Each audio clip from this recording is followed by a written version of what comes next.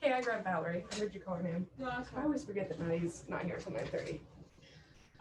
She's 15 weeks today. She's been having low back pain and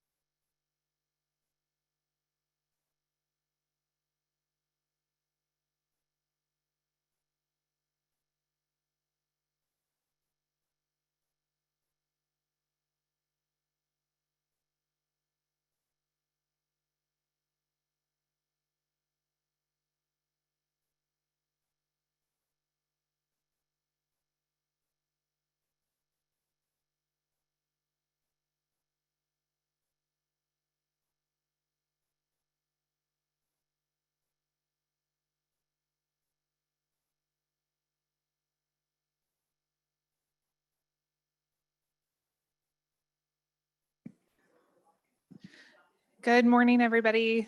I am Casey Sorrell with KDHE, and I am welcoming you today to the KPQC general meeting. We do have people in person, which is great to look at faces while we're speaking. So thank you for coming in person, and thank you for everybody on the Zoom link. I can't see any faces on there, so I don't know who's all on. If you are on the Zoom link, please use the chat to introduce yourself. There should be a memo in the chat to also introduce yourself, but I'm reminding you now. And then I am turning it over to our KPQC chair, Dr. Kara Busenhart. Hi, everyone. Welcome to the Kansas Perinatal Quality Collaborative General Meeting, where we'll focus today on respectful and equitable care. As Casey said, my name is Kara Busenhart, and I'm chair of KPQC. And I'm joining you today virtually because I am in Chicago with the American College of Nurse Midwives annual meeting. And I'm here with 1,000 other certified nurse midwives and certified midwives who also desire the very best quality of care for pregnant and postpartum patients and their families. So I'm excited to be with you virtually today. And we're going to focus on the 4th trimester initiative in Kansas, where we will come together to work towards making Kansas the best place to birth, to be born, and to raise a family. And we can do this. We can do just that thing, make Kansas the best place to birth, be born, and raise a family by going beyond the improving care for patients with severe hypertension and mental health disorders, by doing more than preventing obstetric hemorrhage and primary cesarean birth. And we can take our work to a deeper level and improving postpartum discharge transitions and make a profound impact on the issues facing birthing families in our state by having difficult conversations in regards to respectful and equitable care. So today we'll do just that. We'll hear about the lived experience of birthing people, and we'll talk about unlocking implicit bias.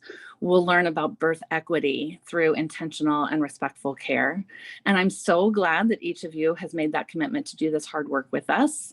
I'm hopeful that each of us takes away some really important nuggets of information and learning today.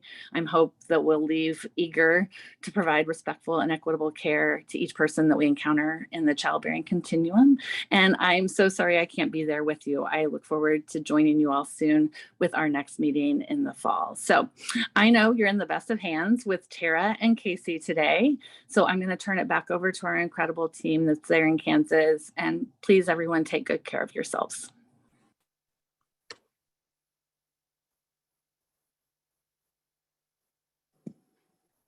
I feel like there's 15 pieces of electronics and one person, so hang with me.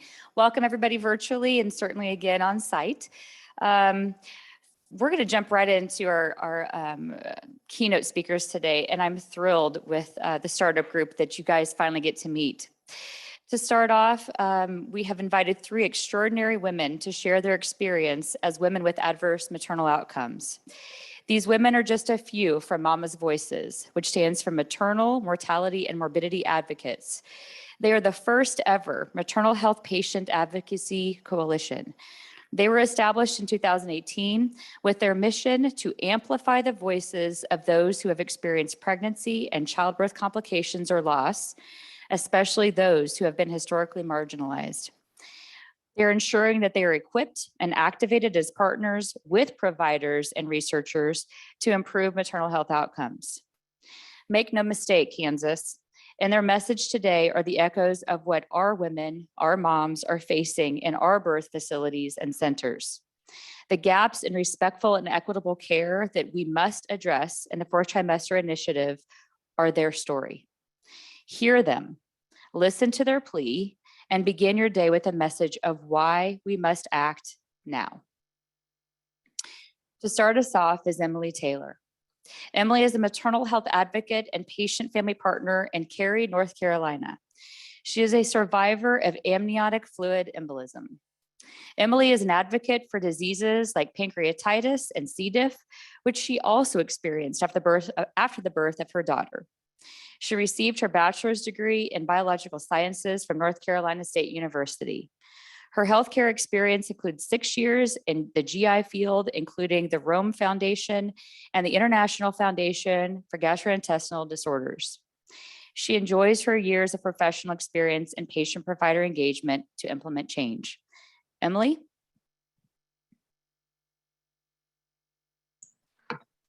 Good morning, everyone. Thank you so much, first of all, for giving us the chance to speak today. One of my favorite lines is, if you want to end with patients, you have to start with patients. So the fact that you guys have even considered listening from us today is huge. And I apologize, I don't see the slide deck on the Zoom. I can always pull mine up, but I just want to make sure you guys can see the super impactful pictures.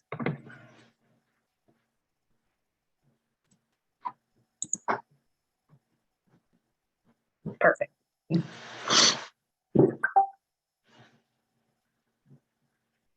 Okay, and you can go to the next slide.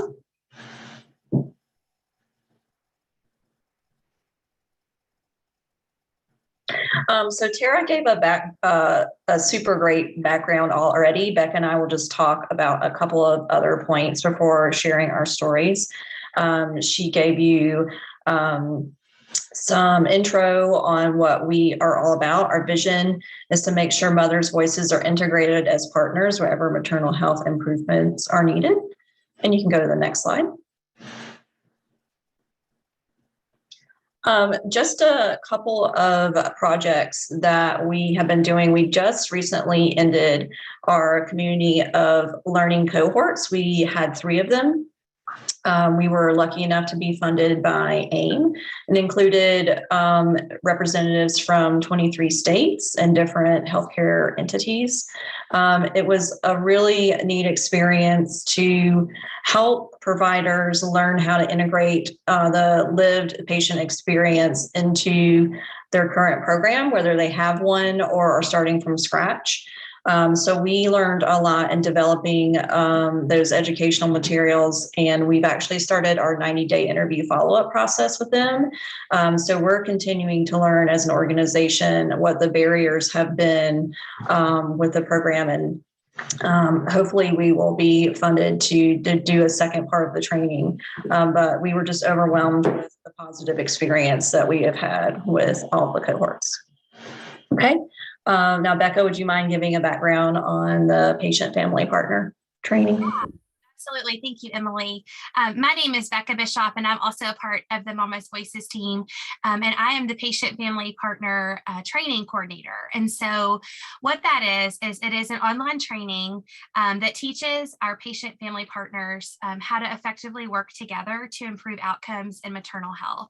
So it's a self-paced online platform where our PFPs watch videos and submit assignments on anywhere from are they ready to begin their advocacy journey all the way to learning how to craft their story. They are given direct coaching and mentoring provided by me and other members of our team to help them heal from their birth experiences and really learn how to use their voice to impact change. One thing I love about this is that not only do they just go through this training, but they get to be welcomed into this beautiful community of other people who have gone through similar experiences and learn that they're not alone. And to date, we have 57 certified PFPs since almost a year ago. So that's really exciting. And what Emily and I do is we work together to match. So we have a matchmaking service where organizations, providers, hospitals, different stakeholders in maternal health are looking for specific demographics and needs for quality improvement measures, and we get to match these people. And it's such a beautiful experience to be a part of. We also offer continued support to these PFPs with continuing education training. And also, they don't just go through the training and then get to have this beautiful community. They also get to have prep calls and post calls after they have these experiences. So I always joke with our PFPs that they don't ever get rid of me, that I get to stay with them forever before and after engagements. And it's just something that I absolutely love to be a part of. Emily, would you like to talk about the provider training?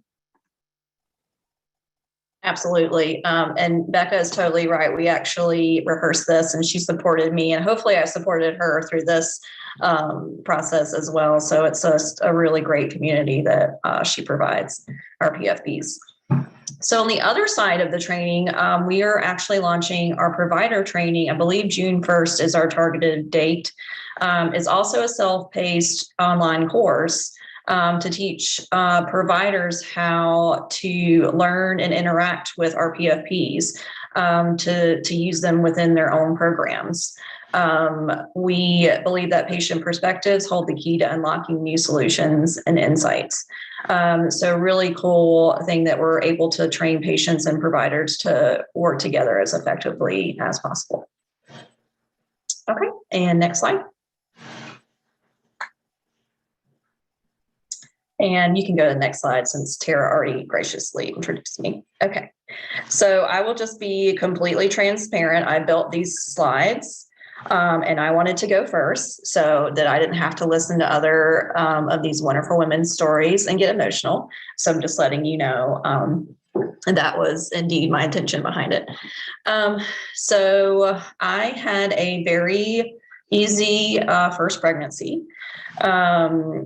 As a matter of fact, I remember my OB saying something to the fact of, you're the shortest chart I've ever seen, meaning I just really haven't had any health issues in the past.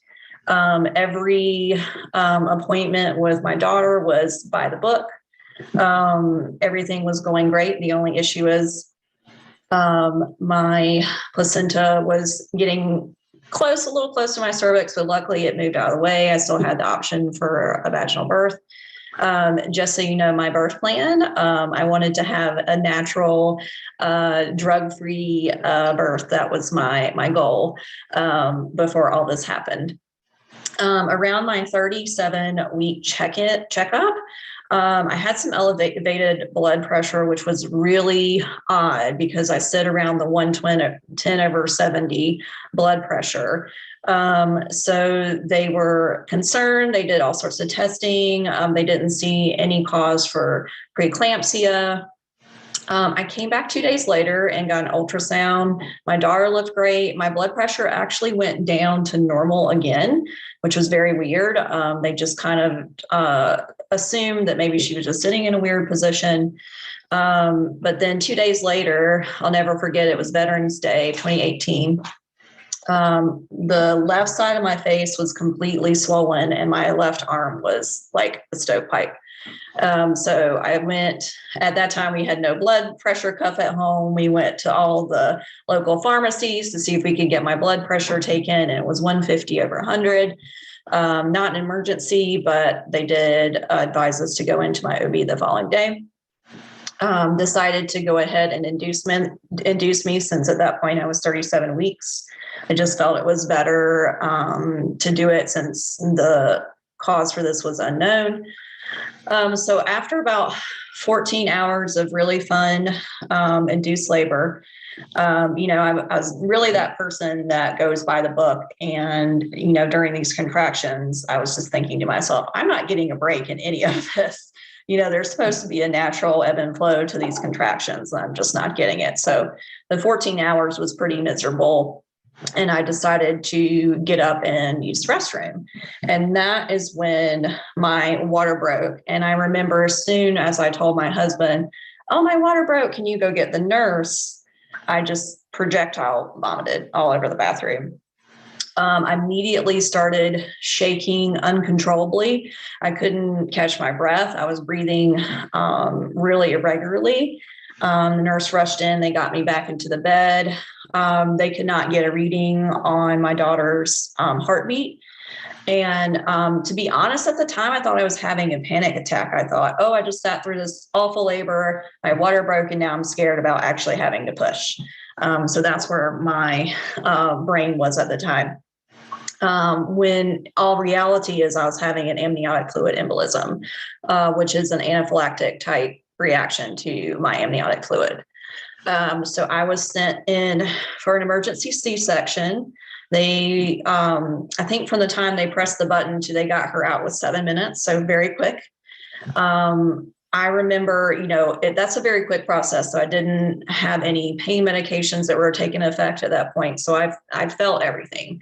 I remember feeling her, leave my body. And I just remember looking at the ceiling because I had a couple of premonitions before this happened. And, when you're pregnant, you just like chalk it up to pregnancy hormones. But there was something in the back of my mind that said, this is going to be really bad, but I'm going to take care of you. And so right before I went out for my C-section, I remember thinking, okay, you said you had my back.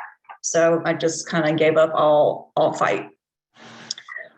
During that time, that was Tuesday morning. I did not wake up until Friday. During that time, I got 18 units of blood transfusions. I was in cardiac arrest, received CPR. I'm not sure how long. My heart stopped functioning. I never saw it in any of my notes, but they were able to get me going again. I think 18 units of blood transfusion is really scary, but from me reading about other AFE cases, that's an extremely low amount of blood transfusions. I was very lucky. They actually put a balloon in my uterus and cauterized the arteries to my uterus. And so that stopped a lot of the bleeding, and they did think about giving me a hysterectomy, which luckily they did not have to do. I was on dialysis for kidney failure. I was on ventilator. And, just great care from healthcare providers during this time. I didn't know at the time, but I delivered at, I think it's the number 4 hospital to deliver at in North Carolina. So I just really think I was in the right place at the right time. I just had all the different, I had a cardiac physician. Eventually I had C. diff. So I had infectious diseases, I had a kidney doctor, all these things that you just don't expect when you're having a baby. I spent a total of 11 days in the hospital. Of course, I had a couple of GI complications after my pregnancy. As a 30-year-old, I went home on heart failure medication, blood pressure medication, all these things. And this picture right here was taken on Friday, the first time I woke up actually 30 pounds heavier here than I was when I was admitted to the hospital, from all the fluid and medication that I received. So then they were trying to express to me what had happened. And then they were bringing my daughter to me for the first time, just being hooked up on all these things and being bigger than I was when I came in. It was just really hard for me to understand that I had just had a child. And I also like to tell all the nurses that I had intubated myself, because I think that's a funny story, but I was definitely ready to fight there towards the end and be awake, and do the best that I could, to heal and be there for my daughter. Okay, next slide. Also super emotional picture. That was my daughter's first picture. Even though she was full term, she got down to about 4 pounds. We don't really know how long she went with little to no oxygen. Of course, this was all while I was out of it. So my husband had to take the place of the decisions for me and for Evie. She actually, up in the right-hand corner, that's her going on her first ambulance ride, her first car ride, not in a car seat, in an ambulance. They thought that they were going to have to do cooling therapy on her. So they sent her to a local hospital, to see if they could get her blood oxygenation numbers better. She wound up not needing it, thank goodness. And she came back to my hospital the next day. She was in the NICU for 10 days. She had motor and speech delays, eye surgery, all these issues that we dealt with in the following months due to the trauma. And the biggest thing for me when I woke up is I was unable to breastfeed. Again, I had this birth goal of, a drug-free delivery, a natural delivery, and I wanted to be able to breastfeed my child. So she wasn't able to pass through the vaginal canal. I was super distraught that I couldn't give her that opportunity. I was super distraught that I couldn't breastfeed her. When I went home, I actually wasn't allowed to hold her because she was over 5 pounds at this point, but I had a 5-pound weight limit just because of what my heart had gone through. So a ton of mom guilt going home. I mean, of course, I had hemoglobin level 6 when I went home. So I had all this guilt that I couldn't do anything. I slept for 18 hours a day, went through major anxiety and depression. Luckily, I'm someone with lots of supportive system. I'm able to have access to therapy.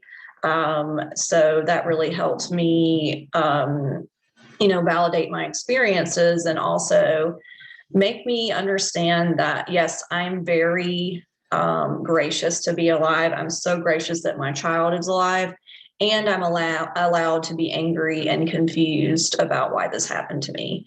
And the more I learned about it, I really got involved with the AFE Foundation. I have a biology background that I never really used. So I just tried to learn about it as much as I could. And through that experience, one of my first conferences with the AFE Foundation, I really found out how poor maternal health was in general. It was not just AFE.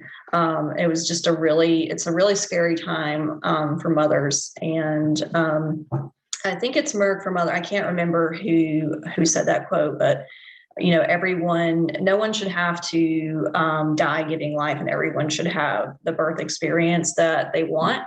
And so that's why I'm so passionate about this, is I want every mom to have everything that they've ever wanted when it comes to their birth experience. And I want to help lift up those mothers that didn't have that experience to be able to use their voice. So with that, I'm going to end. And thank you guys so much for listening to me.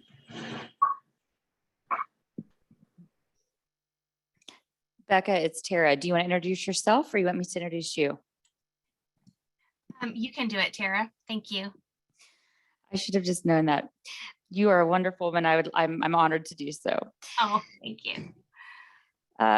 Becca, I'm gonna butcher your name. I think it's Bischoff. Is that correct? It's actually Bischoff. The C is silent. So the kindergarten teacher in me is like, this is not phonetically correct. But yes, the C is silent. And you can turn to the next slide if you don't mind.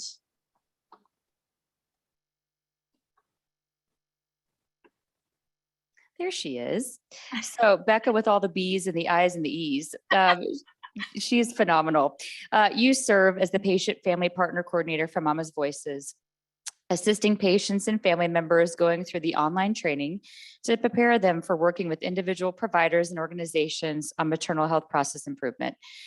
Following your own near-death experience and postpartum recovery with the birth of your second child due to severe preeclampsia and HELP, Becca is passionate about helping moms identify and heal from their traumatic birth experiences. You recognize the importance of sitting beside and at bedside, each hurting mother in the isolation that comes with pregnancy trauma. Your work centers on helping empower these women to transform their pain into purpose. In 2018, you collaborated with AWON for legislative policy work, where you learned how much you loved meeting with policymakers to advocate for maternal health legislation and to ensure mothers are given a seat at the table. Becca specializes in storytelling for advocacy, and you'll see that here in a moment. Becca enjoys using her years of professional experience as an educator to help teach mothers how to effectively share their story to implement change through Mama's Voices framework. Welcome, Becca. Thank you so much, Tara, for doing that for me. It's so weird to talk about yourself, so thank you for doing that. I also just want to acknowledge and thank Emily for sharing her experience, and for Quintrilla, who will soon also share hers. Regardless of how far removed we are from our experiences, it still requires bravery to share some of those deep wounds that we carry. So thank you. Thank y'all for doing that. If you'll turn to the first slide, please. As a little girl, I could not wait for the day when I would become a mom. I never in my wildest dreams imagined that it would become the scariest day of my life. And this picture here is full of so much emotion. The truth of it is, I did not at the time even understand or fathom all that had just gone on or all that was about to happen. I didn't really know that my body was literally shutting down. But what I do know is that this picture shows the strength of mothers, that with everything I had within me, I fought to deliver my little boy. All that mattered to me in the moment that this picture was taken was that I knew he was going to be okay. I didn't know at the time I would later go on to have a full hysterectomy at age 29 and never carry another child again. So much of my experience I learned in hindsight. And in fact, what I'm about to share with you will only touch the surface of the many pieces and layers that there are about my story. And with that, if you'll turn to the next slide, please. After several years filled with multiple surgeries for polycystic ovarian syndrome and endometriosis, I was overjoyed to finally be pregnant. My pregnancy with my daughter, who is now nearly 12 years old, which is crazy to me that I'm old enough to have a 12-year-old, it felt normal up until the very end. I was put on bed rest for preeclampsia. A few weeks later, my water broke. My daughter was born. It was very uneventful.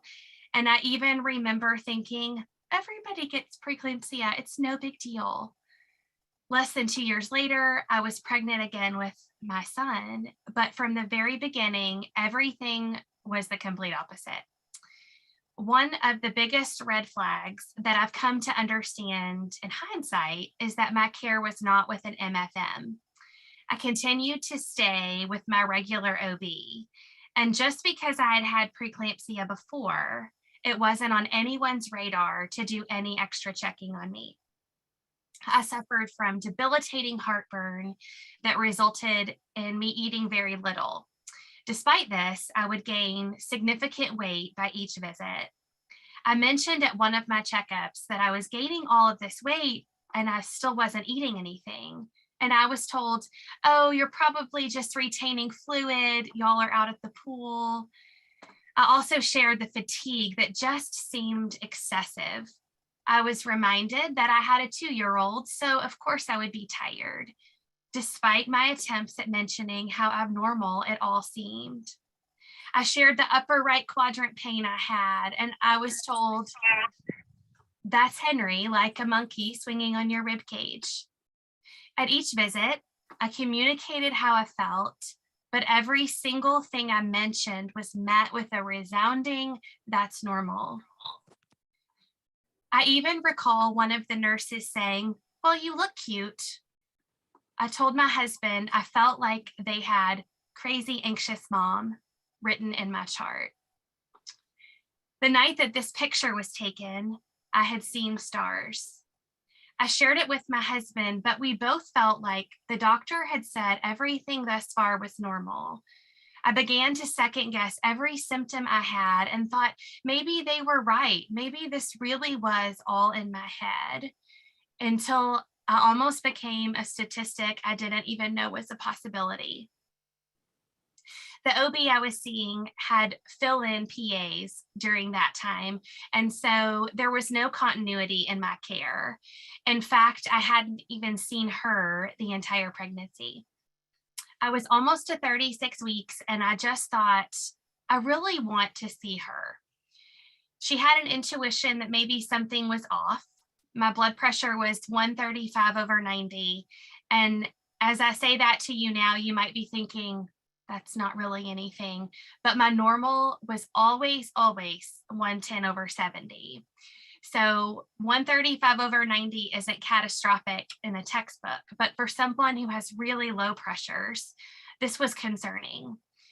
She decided to run some panels on me and sent me home to stay on the couch. She told me to call the triage line if anything changed. And then she shared with me that she'd be out of town for the weekend. She had a hunch that I might deliver within the next week, so she really wanted me to just take it easy. I went home that night and I felt awful. I wanted to go to the ER, but to be honest, I kept thinking, this is normal. I decided to call her office in the morning to check about my labs. The receptionist came back soon with the words that I could never forget. She said, baby, it's not good. You need to get here now. I didn't know at the time what that meant, but I knew it was me. The high-risk OB/ER doctor met us in the lobby, and I knew that it was bad. The very short version of my story is I had tanking platelets, sky-high liver levels, and needed to deliver that day. Much of that day I've come to learn from my family, who sat there Googling HELP syndrome and preeclampsia, trying to not show their fear. Can you imagine what my mother felt? She watched my doctor break my water and only see blood. I later learned that was a placenta abruption. I laid there in that bed with the lights off in a state of confusion. I remember my nurse saying to me, you sure do ask a lot of questions. There was no information given to my family there that day other than she's really sick and we don't need people around her. My doctor never ended up traveling out of town. I remember that day thinking, that's kind of strange. And then I learned it was because she knew. She knew her office, had failed to care for me. And she knew my symptoms had all been dismissed. And so she stayed by my side as I fought for my life. She will always hold a special place in my heart. Her intuition and swift response that I was privileged to receive truly saved my life and my little boy's life. But even after I delivered him, my story wasn't over. I continued to get sicker. I couldn't be released to postpartum because my platelet levels were still so low. I was on that awful MAG and could have no visitors. I remember my dad driving in town and him being told, she's really sick, and asking him to leave. I remember a nurse running into my room and making me stop nursing Henry. She was very upset that I was doing that because I was on the MAG. I didn't know. Nobody really talked to me about what had happened. I just knew I was sick, and I wondered if it would ever get better. I laid there in that dark room and cried for days. When I was finally released to postpartum, I would hear nurses say, oh, you were the really sick girl. After a week in the hospital, I was finally sent home with strict orders to stay on bed rest and to call each day with my pressure readings. At this point, I was on so many medications, yet just sitting up in my bed would create a reading of 155/95. I stayed on bed rest for 6 weeks, and the rest of the world continued to carry on, but I began to bury the trauma of what I had experienced. I was so sad inside because my body had failed my son. I also missed out on those early weeks of bonding. I tried to make up for it by still trying to nurse him. I too, like Emily, tried everything I could, even despite how sick I was. I remember trying to pump on bed rest with tears streaming down my face when nothing came out. The online community wasn't gracious for mothers like me. At my postpartum checkup, 6 weeks after delivery, my doctor shared that I shouldn't ever get pregnant again. She also indicated that I'd likely be on blood pressure medicine indefinitely, which ended up being true. Not long after that, excuse me, we ended up moving for my husband's job, but I carried with me this heaviness. I fell into a deep cycle of OCD and anxiety that took years to even identify and crawl out of. I remember thinking, why was I spared to be in this dark pit? What I wish more than anything I could change was if someone could have held my hand and looked at me and said, what you went through was trauma, and it's okay to not be okay. Instead, I had to figure all of this out on my own. Everyone would say, well, just be grateful you're here, as if I wasn't thankful. Of course I was thankful, but I had questions, and I had just experienced a trauma I could not understand. I didn't know at the time that grief and gratitude could coexist. If you would turn to the next slide, please.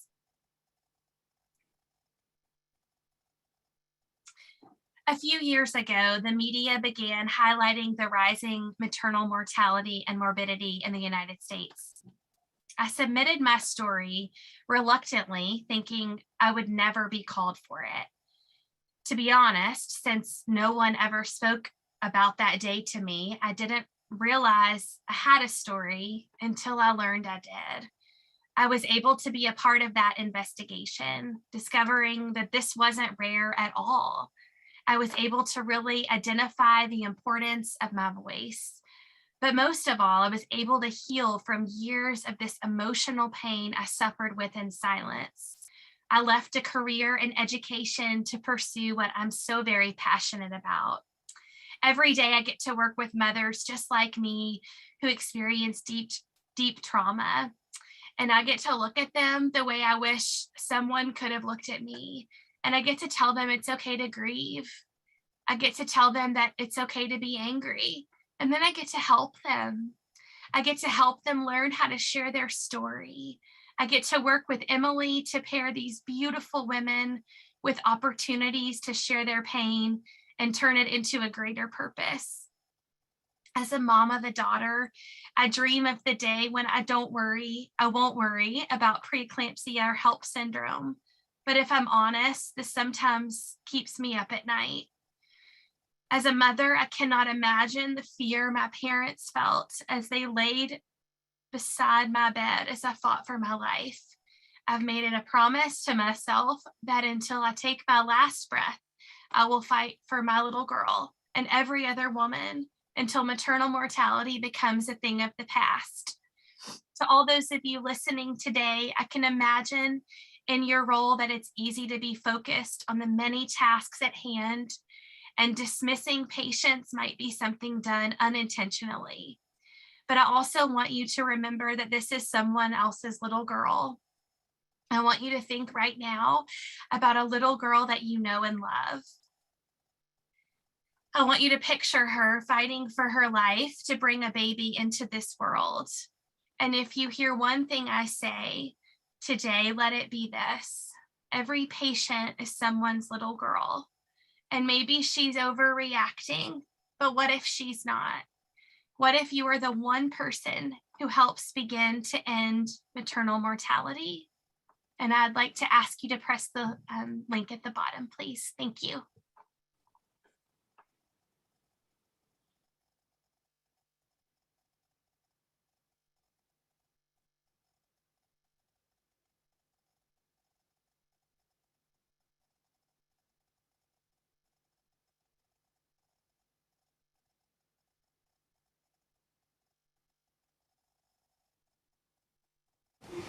Benicia, you did good.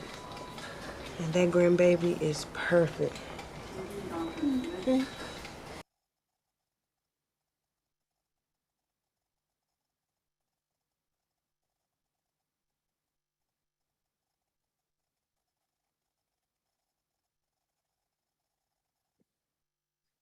We're working on getting the video to play on the screen. Just bear with us.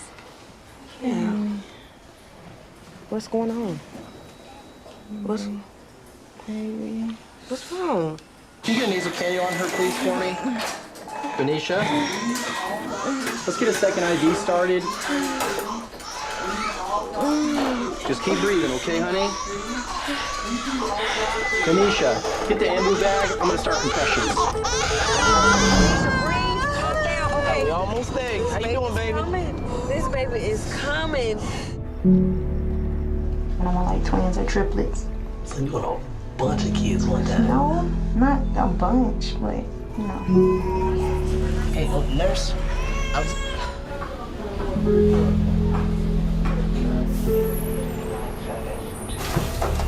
Man, all I want to know is how long God. What's wrong with you? Oh, I knew it. I knew it. Oh my goodness. Oh, I'm gonna be a grandma. Benicia. Is that like Peruvian? Sure. Her name, by the way. Benicia.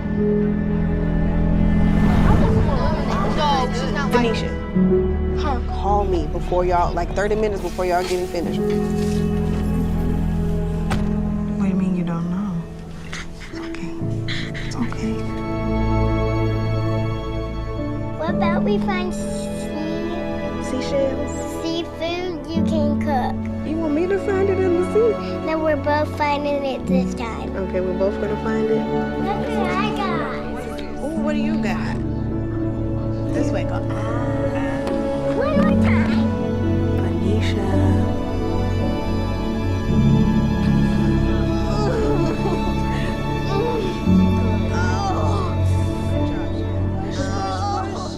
An American mother in 1990 had a better chance of surviving childbirth than her own daughter does today.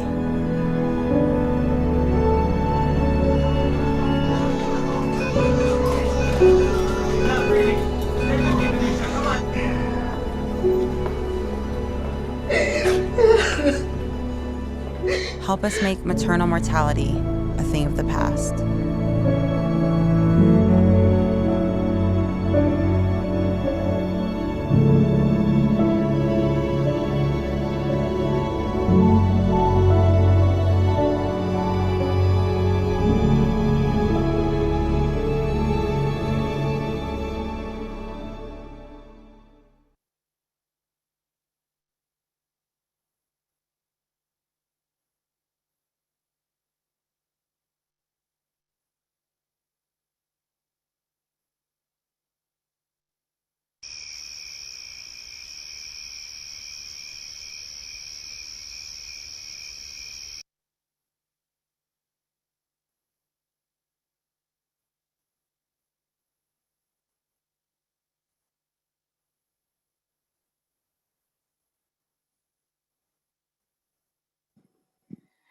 Becca, can I turn it over to your partner?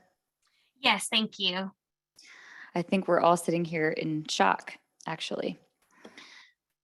So for our third and final speaker of this phenomenal group, to those on site and online who are probably sitting like I am with your jaw on the ground, I'd like to introduce Dr. Quantrella Ard. Quantrella is an author, speaker, maternal health advocate, and patient family partner based in the Atlanta area. She holds a PhD in health psychology and a master's in public health. She uses her platform to educate and inform non-minority groups of all sizes and in various media outlets on the perils of negative birth outcomes for Black women and their infants, who suffer mortality rates 3 to 4 times their white counterparts.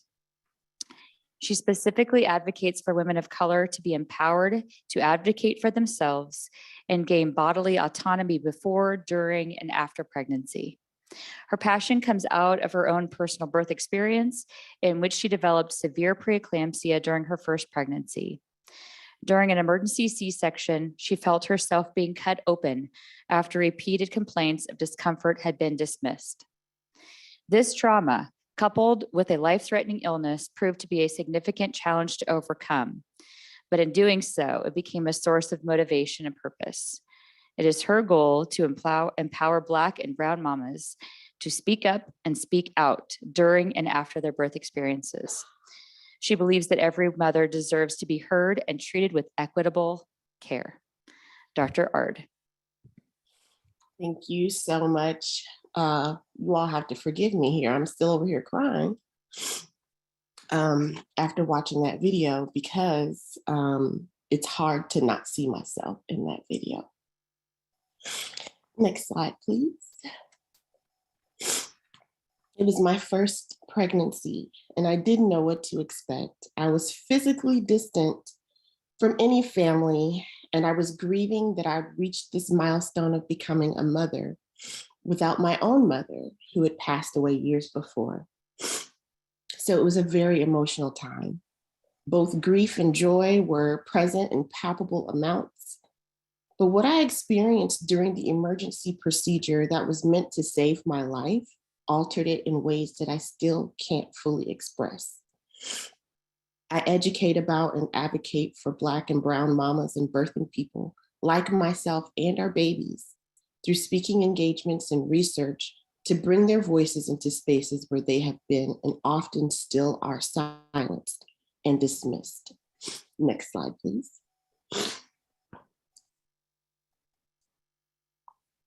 So it was 2009 and my first son was born between two blizzards in Maryland. And I consider us very fortunate because we were both in the hospital for at least a week following my delivery. The event began with a persistent feeling of what I can only describe as unease. It was a nagging feeling that something just wasn't quite right, but I couldn't put my finger on exactly what it was. My husband, who is in the healthcare profession, asked me the typical assessment questions to figure out what was going on, but I just didn't know how to explain what I felt. I wasn't presenting with the typical warning signs of preeclampsia, nor any other pregnancy-related concerns. But what I know now that I didn't know then is that listening to your body's cues and being in tune with it could literally be the difference between life and death. At my next prenatal checkup, almost 2 weeks after that event, the answer became abundantly clear. My blood pressure was elevated and rising. After several attempts to retake the measurements after changing positions, the answer was still the same. I was told that the only way to cure my preeclampsia was to deliver my too early baby, but that I should be grateful that he was still so small because the delivery wouldn't be as tough. I drove to the main hospital where I was in triage for a while before being induced, hoping and praying that the delivery would be an uneventful one. Well, my labor did not progress as planned, and I knew we were going to be in for a long night. I was bound to my bed because I was a fall risk due to the IV magnesium to keep me from having seizures, which I didn't realize was even an option until the nurse began wrapping the bed rail with towels. I had to ask her why she was wrapping the bed rails. I had to ask what everyone was doing. It was a terrifying experience already, and the fact that I had to keep asking for information made me feel even worse. I knew this wasn't going to be an easy experience, but what I didn't expect was the consistent dismissal of my discomfort and pain. My labor had stalled. Pitocin was the next obvious step, so I requested an epidural to help ease the contractions in advance.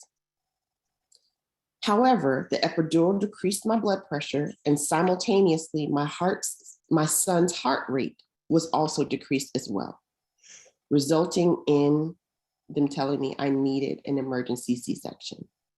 So at this point, I tried not to ask too many questions because I knew things had gotten really serious, but I was in pain.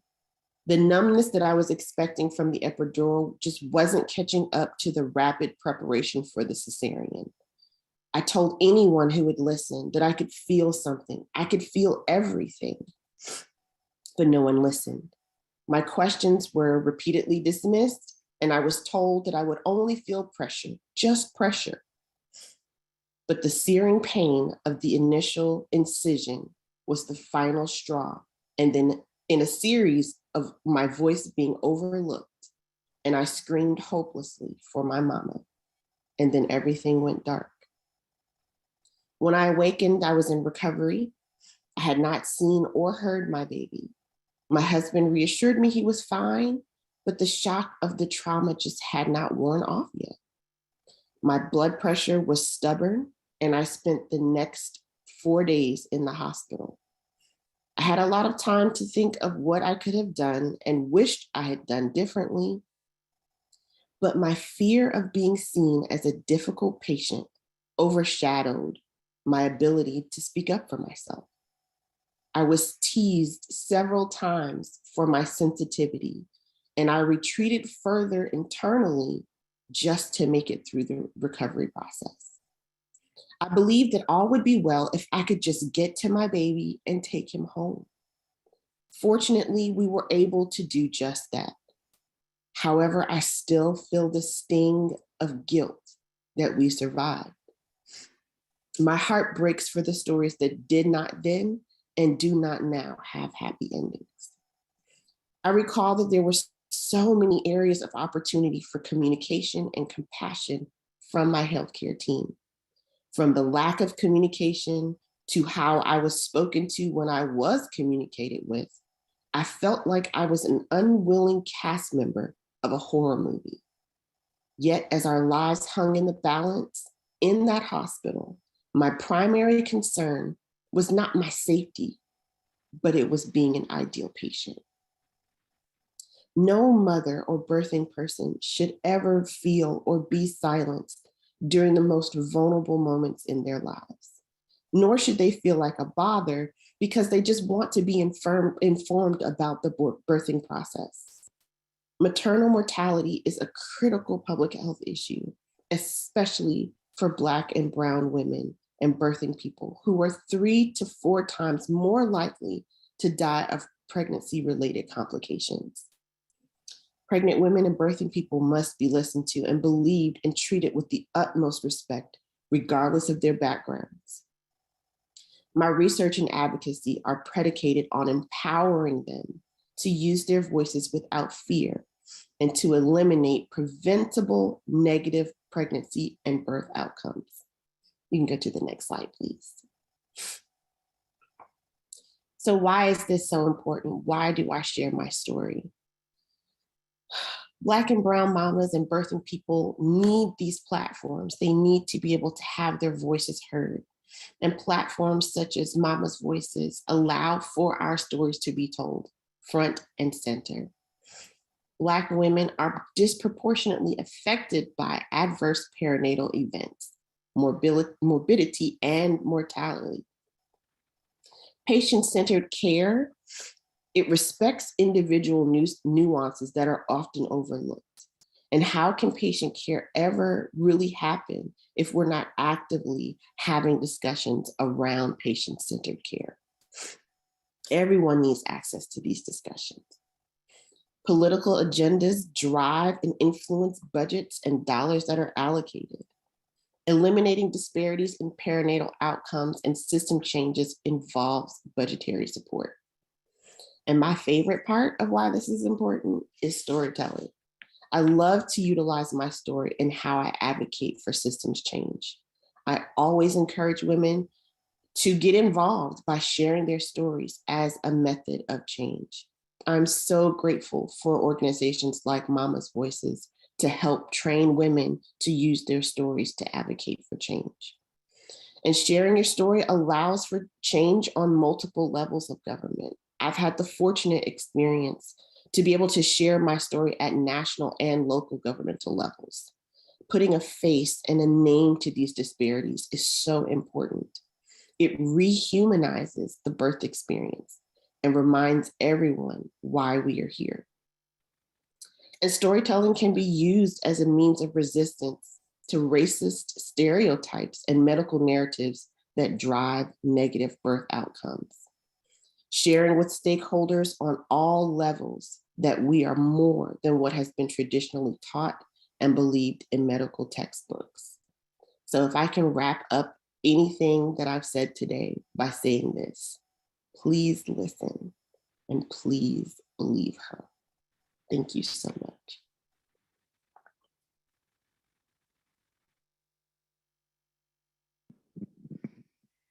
So it's hard because when you're in person, you want to clap, right? And smile and say thank you. So to all three of you, on behalf of those online and certainly those in the room, if we stopped right now, I think we'd say enough for the day.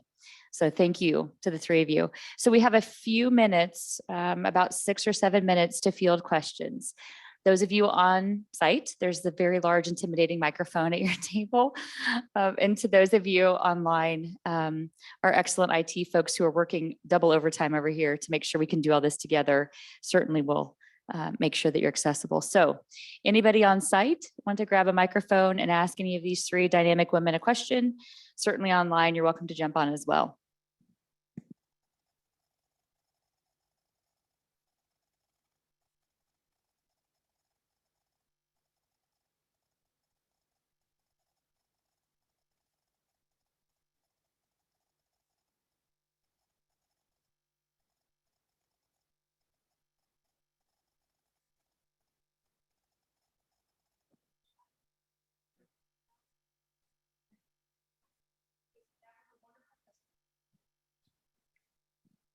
I've never heard medical people so quiet in my life. I would just say to all three of you, with just a few minutes left, and certainly again, that's learning more. I'm sorry, I'm trying to chase it. Hold on one second. Oh, Mama's Voices organization. So at the end of the day, we will post all of the slides, including Mama's Voices website and our resource list on our new website. So all of you who want to learn more about Mama's Voices, their website's dynamic. The three of these women are easy to access. And I'm sure that they would love to connect with everyone. For the three of you that are on, here we are in Kansas, getting ready to spend the rest of our day making our first steps towards a change. And I hear you saying, listen, and I hear you saying, look us in the eye. And I hear you saying a lot, they didn't listen and it didn't look us in the eye. Is that really as simple as it is?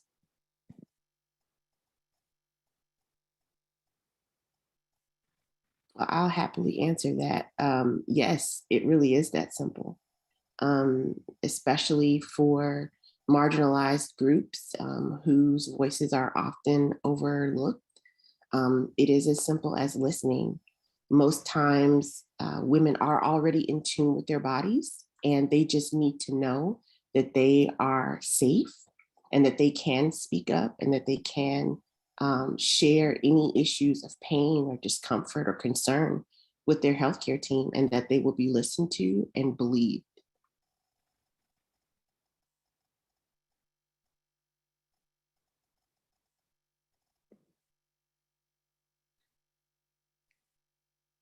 I would also add to that, and I think that Emily and Becca, and certainly you, Contrilla, I think part of that moment when you describe your birth experience and writhing in pain is the moment where those of us in the room need to stop the process. And to be an advocate amongst advocates is probably a calling that I think is a learned trait. And certainly we'll dive deep into that conversation later today in person, but everybody's important. It doesn't matter your title. And you certainly speak to the moment where there were many people in the room who could have stopped that process from happening. And why in the world did it continue? Becca and Emily, any parting thoughts from the two of you? No, I just wanted to say thank you again. The work that you're doing is very important. So thank you for taking the time to take in the patient experience into your day. Yes, and I'll second that as well. Thank you for giving us an opportunity to share our lived experiences. And thank you for your passion to want to change the future. Thank you. And I'm very sorry for making y'all cry. Becca, I don't even believe that from you with your cute little teacher pictures behind you of your kids. We all noticed that too.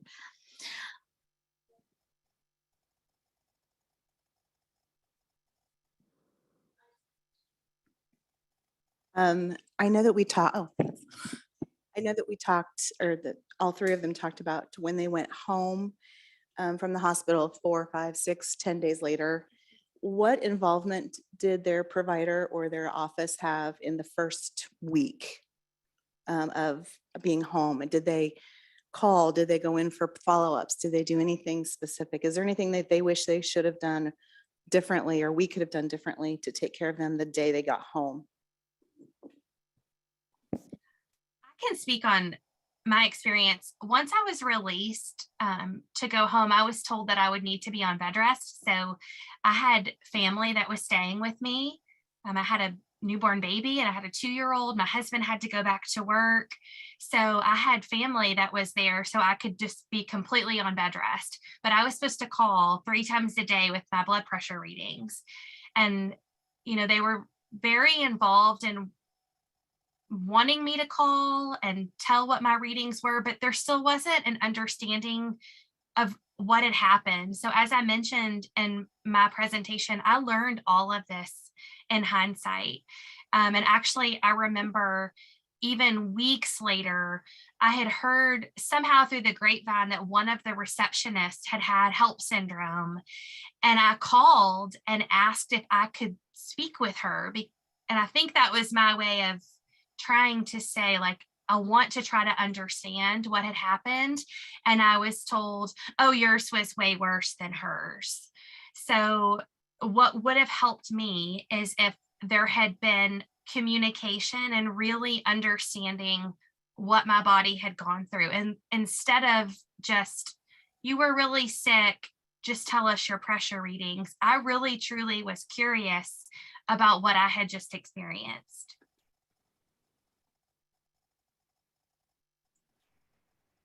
Yeah, I would just like to speak to my experiences afterwards. I technically shouldn't have left the hospital, but I kind of left kicking and screaming. I should have been there for about a month. But since I had so many different complications, I had a doctor's appointment almost every other day with a specialist after I was released. And my husband had to be home with my daughter during that time. So it was very difficult to drive to those appointments. And I think it's just a misunderstanding of AFE, but they, the cardiac people did not speak to the surgeons did not speak to the kidney doctor. So they were all treating me based on individual symptoms and not as why did this, happen to you? Maybe this has a bigger effect on your body. So I think that's the only thing. But I advocated for myself for physical therapy. That was not something that was suggested to me. I actually asked my OB, I said, can you write me permission to get physical therapy? And I think I should have asked for, do you think I should get PTS therapy also on top of that? I just really think from a mental aspect, that was not really talked about. I mean, you get the baby blues screening when you take your child to their first appointment, but the trauma that you experience was just kind of vastly overlooked. And I'll piggyback on what Emily was talking about. I was kind of physically okay by the time I went home, but I wasn't mentally okay. And I want to say I might have gotten 1 or 2 calls that first week. And mainly it was to check up on the baby because, I had a preterm baby, but I didn't see my doctors again for 6 weeks. I didn't hear from them at all. And that entire time I'm recovering from a major surgery.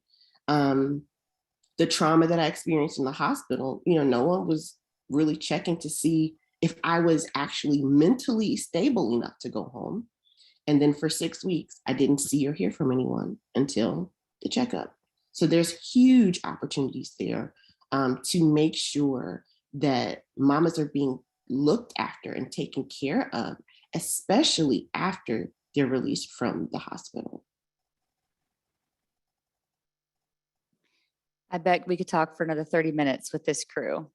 we're going to keep moving. But again, to the three of you, thank you. Thank you very, very, very much for sharing your story. And I think you just got an entire state of supporters who want more of you. Now that we have our why for respectful and equitable care in Kansas, I'd like us to welcome our second speaker, who will help us unlock yet another uncomfortable yet vital component of adverse outcomes, implicit bias.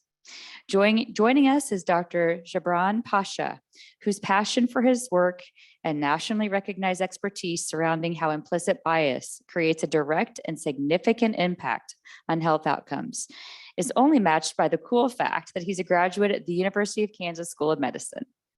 Since his graduation, Dr. Pasha completed his residency at the Mayo Clinic and is now the Assistant Dean of Student Affairs and Associate Professor for the University of Oklahoma School of Community Medicine. He is also President of the Tulsa American Heart Association. Dr. Pasha, welcome. Now show us how to lean in your words, to difficult conversations so that we can help make those stories we just heard a distant memory in our state. Welcome. Thank you for the kind introduction and most importantly for the invitation. I'm really honored to have the opportunity to chat with you all this morning. I wish I could have been there in person, but I'm happy to have a chance to present virtually. So I'm gonna share my slides here and we'll get going. So as was mentioned, I am still a practicing internal medicine physician. I see patients most weeks, and it is in that job that I realized the importance of implicit bias.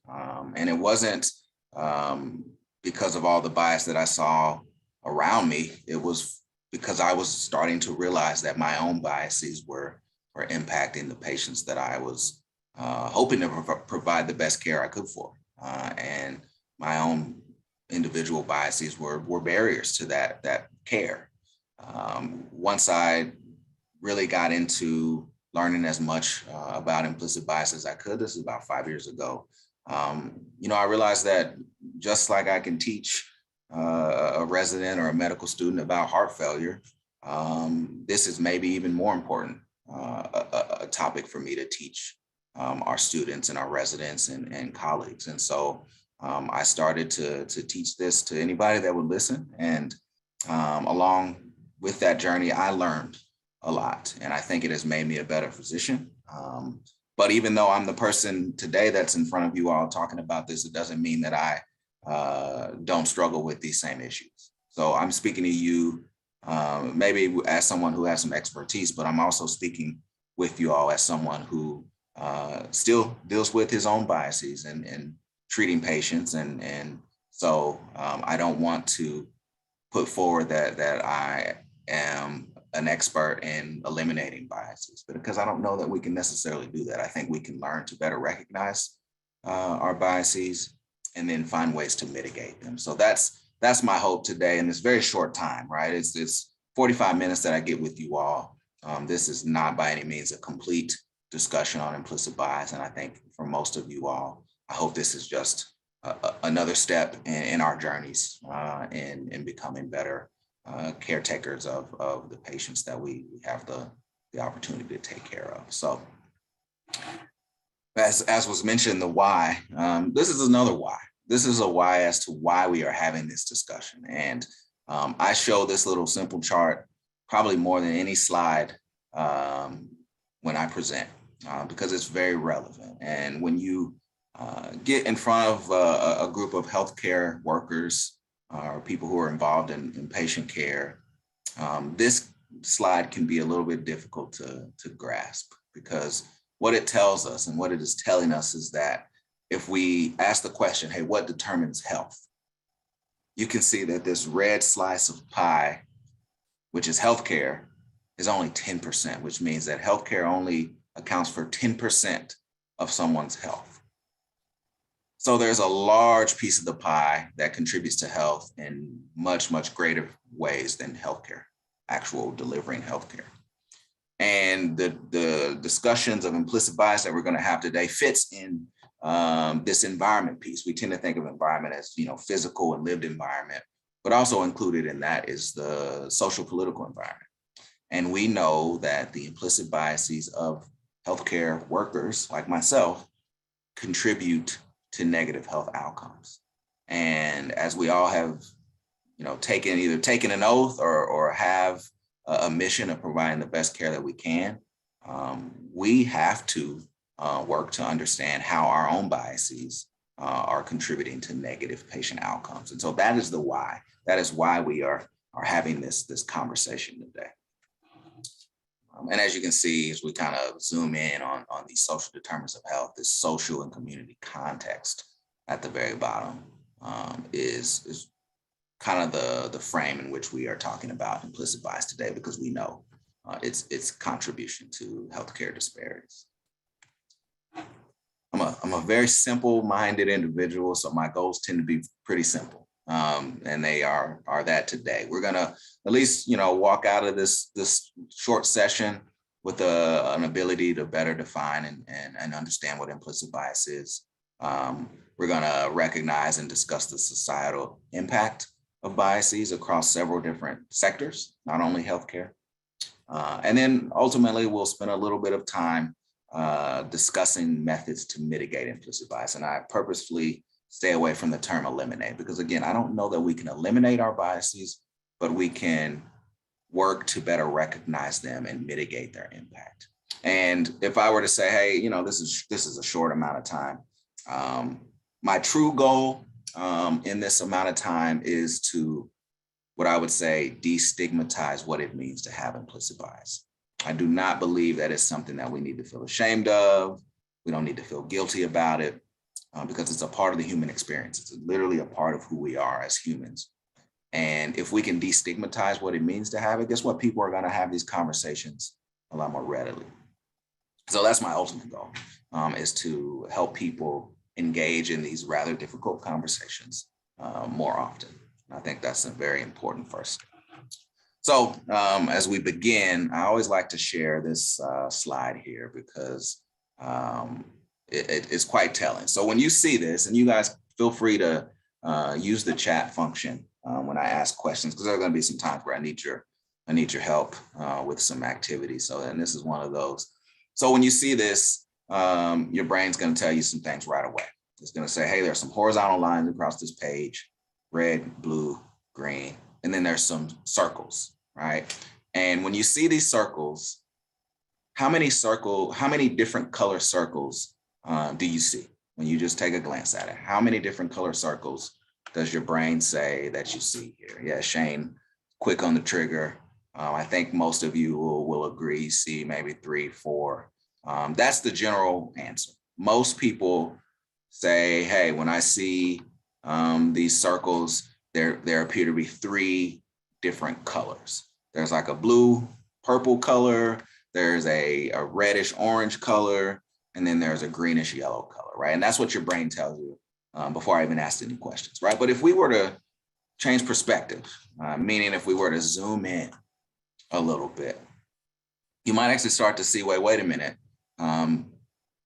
These circles actually look to be the same color, right? And this is nothing more than an optical illusion because they are the exact same color, okay? And I know we just met, but if you can just take my word for it and try to convince your brains, convince yourselves that these circles are indeed the same color. Once you've done that, I'm gonna zoom out, okay? And although you know that they're the same color, when we zoom out, does it make it any easier to convince your brains of the fact that these circles are the same color? And for most of us, the answer is going to be no. It's really difficult still, even though you know that they're the same color, it's really difficult to really wrap your brain around that. And I like this analogy because I believe this is very similar to dealing with the stereotypes and the associations that we have about people or groups of people, because oftentimes it is much easier to convince our brains of something that is false than it is to actually convince our brains of something that is true. And I think remembering that is important as we kind of go through this long process of understanding our biases and dealing with our biases and working through our biases. So little housekeeping, because you'll hear different terms for the same thing, more or less. I tend to use the term implicit bias. Some people use the term unconscious bias. Fancier people than myself may use the term implicit social cognition. For the most part, they all mean the same thing. And essentially what it is talking about is when we have attitudes or stereotypes that affect our understanding, actions, and decisions in an unconscious manner. And unconscious should be probably bolded, highlighted, and underlined, because that's where the money's at. And that's actually why people have a hard time believing in this whole concept of implicit bias, because we're telling someone, hey, there's something within you that you don't know is there, but it is still able to shape your decisions and your actions. And that brings out a little bit of what we would say cognitive dissonance. And that makes us uncomfortable because we're learning that our intentions and our actions are out of whack. They don't line up. And so what we need to do is when we learn that, we need to take the steps to reconcile our intentions and actions.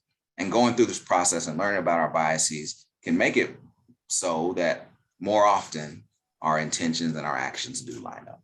And so that's really what this is all about. What do we know? What else do we know? We know this is an uncomfortable conversation.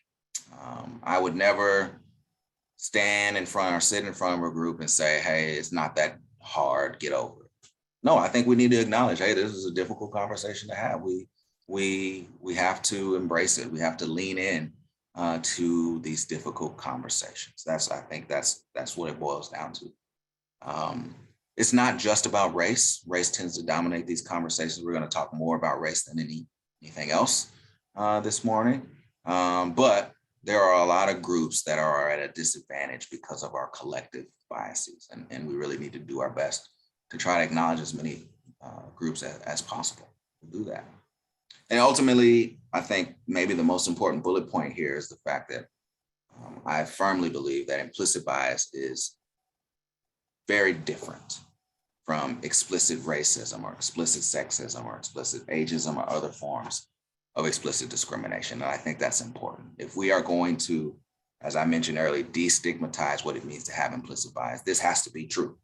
And I do believe that it is. They are not the same thing. What I would say, though, is although implicit bias is different from these explicit forms of discrimination, the overall impact of our biases on disparities is probably greater than that of explicit forms of discrimination in 2022. And so although I'm saying we're not bad people because of the biases that we all have, the impact is very real. And that's important to acknowledge as well. Okay, so there are going to be some times where I need you all more than you need me. And this is one of those times. So this is an activity that requires you first to clear your minds. It's not easy to do, right? You've been talking about some pretty heavy stuff this morning, but try to, for just a moment, have a blank slate of a mind. And what I'm going to do is I'm going to share some pictures. And when I share these images with you, I'm going to ask you some questions, and you need to pay particular attention to the very first thoughts that come to your minds when you see these pictures and when I ask you questions. And that's the easy part. The hard part is then being willing to share those thoughts, and you can share them via the chat, or you can, for those of you who are on the call, you can unmute yourself. Okay, so those minds hopefully are cleared, and get ready, and I'm going to share this picture with you. So what I want you to tell me is what is going on in this picture. I know that's a simple question, but just humor me. What do you see here? Yeah, there's a lady jogging, right? And you knew it before I even asked the question, right? So the next question is, well, how did you know that there is a lady jogging?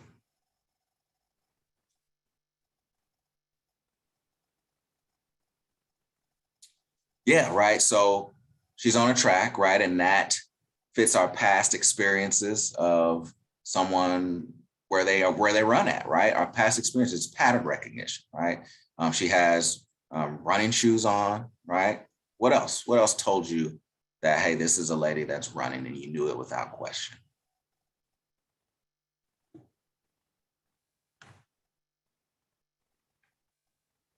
Yes, absolutely. She's dressed for the part, right? We remember from our past experience when someone is dressed like this and they're on a track, Again, this is a lady running, and you knew it before I even asked the question, and then she's literally striding, right? All of that is based on our past experiences, right? And she's a little bit blurry, right? So yes, absolutely, you all are 100% right, and that was the easy part. Thank you for humoring me there. So now, what I ask of you is once we change the location, right? So we're gonna move her from this track to a neighborhood like this. And I generally use the house from Fresh Prince of Bel-Air, but I'm gonna let that cool down a little bit. So now we have internet mansion, just a simple internet mansion that I Googled, but you all get the point, right? You can imagine this lady running along in this neighborhood, right? So the question I ask of you now, and the question that I want you to think about is, if I were to ask you, hey, who is this lady? What does she do? What is she into? What is her life like? What thoughts come to your mind when I ask you those questions?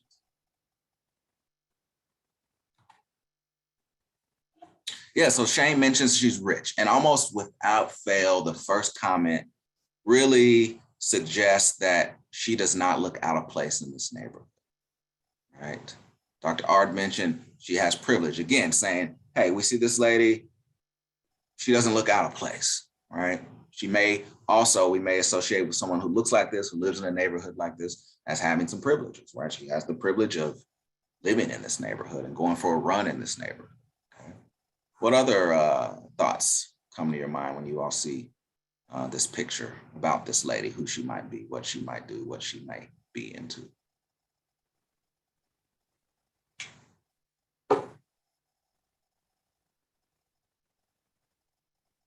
What do we think? And this part is always the toughest, right? One of the best ones that I ever heard is, she looks like someone who loves brunch.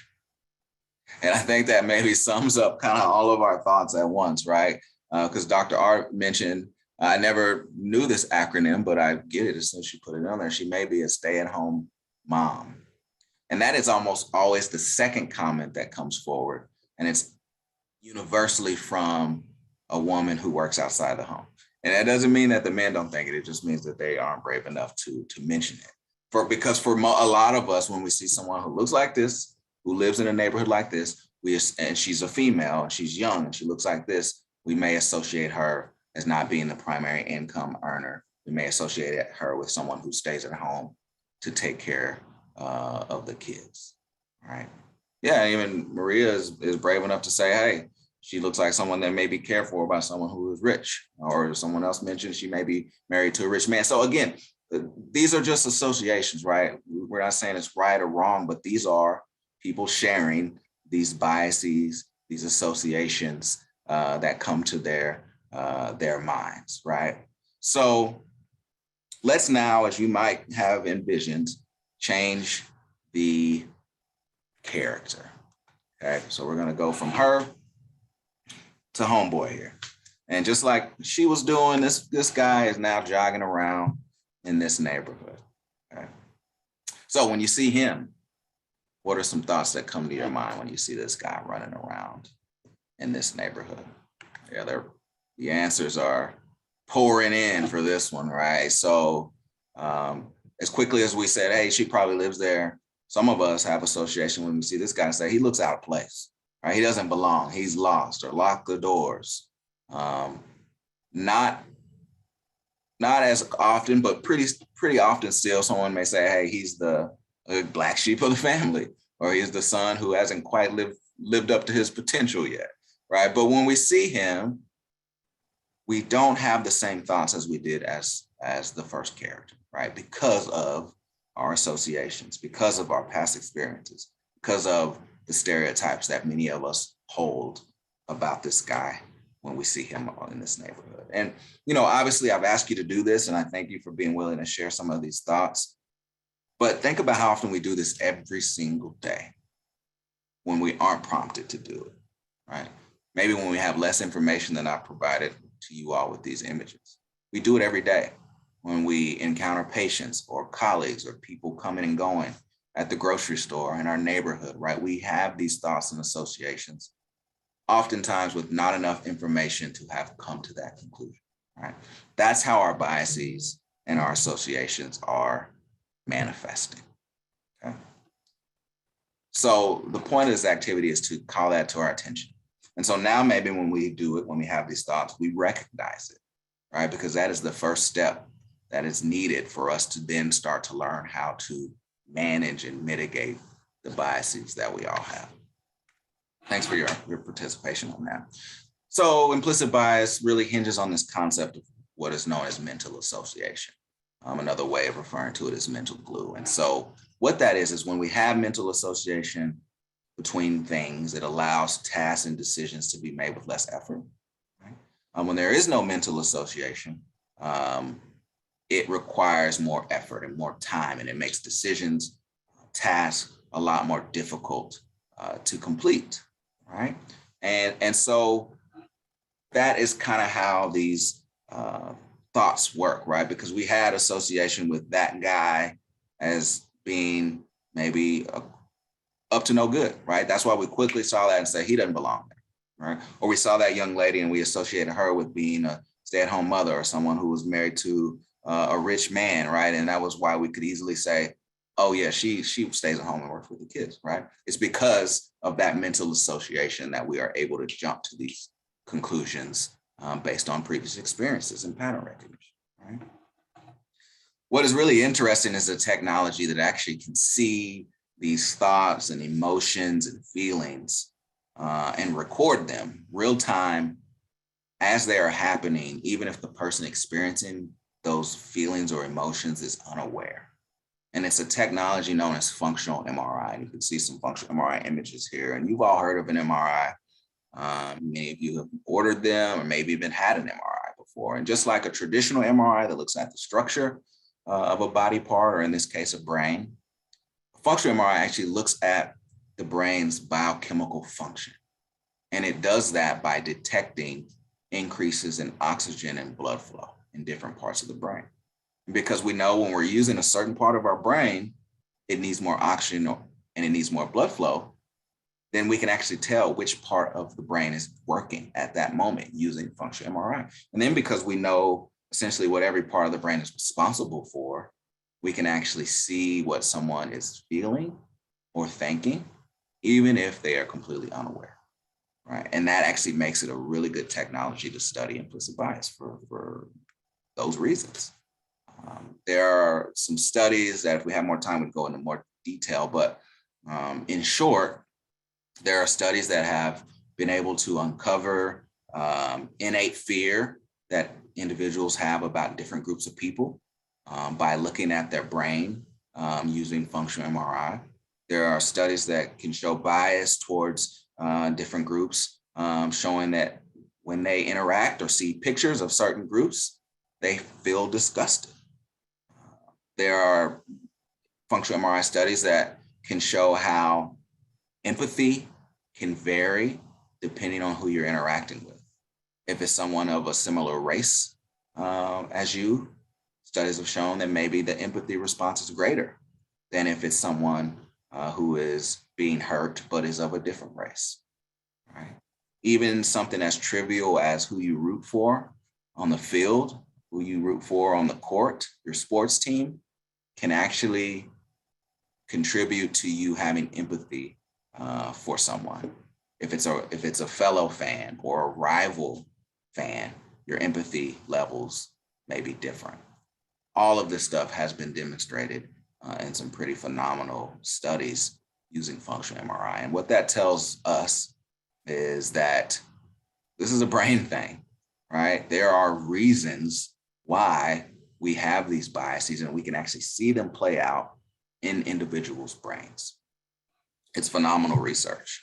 And so that begs the question, hey, well, why? Why do we have biases? Where do these biases that we all have come from? And there are, I think, several things that we know through research and the science that contribute to the biases that we have. And one of those, the first one, is the fact that our brains are more or less 3-pound computers.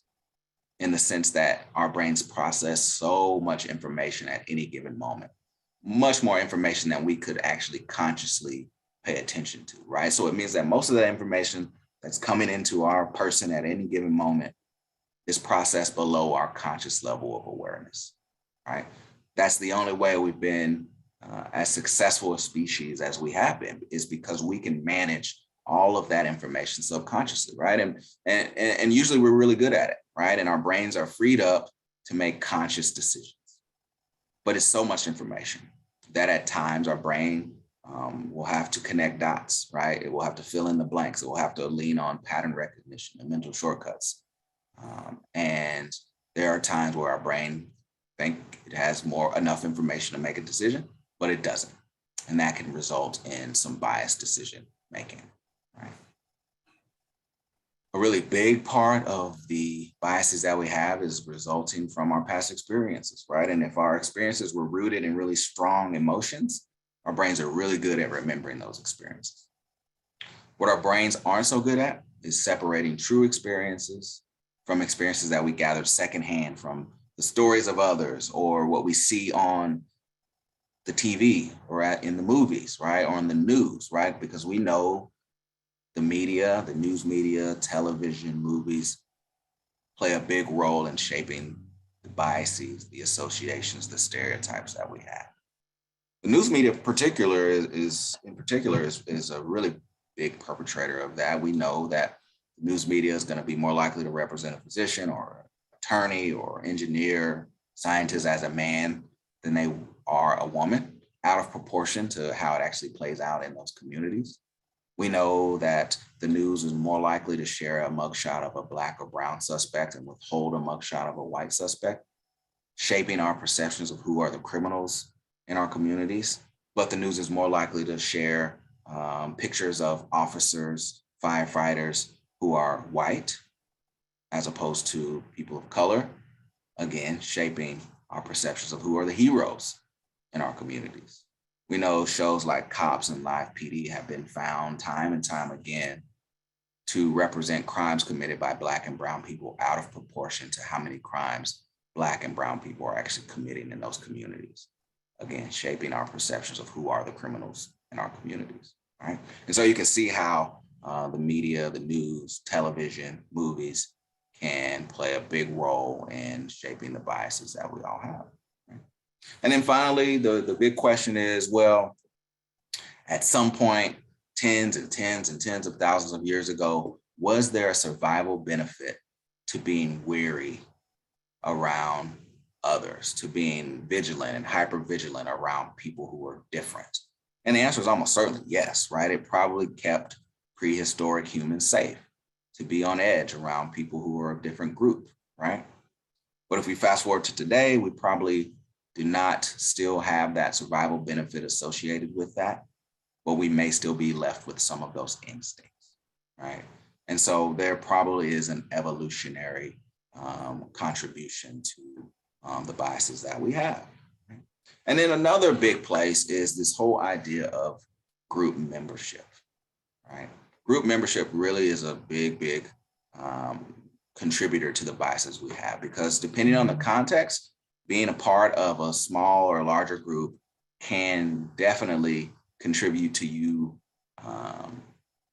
being nicer to someone, or being more likely to give them the benefit of the doubt, or being more likely to help them out than not being a part of that group, right? And it can get really arbitrary, right? We're not just talking about age and race and religion, right? Things like politics and what you do for a living, where you live, or the hobbies you enjoy, right? Depending on the context, these group membership ties can contribute to how you treat someone. And it can be for better or for worse. And one thing that I almost hesitate to share, but I think it's quite relevant, is when I was applying to residency. And I did my interview with one of the associate program directors. And quickly in that interview, for whatever reason, we figured out that we were both really big sports fans. And we literally spent the whole 20 minutes talking about sports. And when the interview was up, I walked out, I was like, man, I really liked him. I can really see myself here. And he probably walked out there like, yeah, that Javron's gonna be a really good doctor. we want him here. Literally, we didn't talk about medicine. It was that shared group membership of being a sports fan that tied us together and undoubtedly led to me being favored over other applicants, literally because of that arbitrary group tie, right? And so it happens all the time. And it is simply because when we figure out that we have a shared experience with someone, we are just more likely to treat them better, right?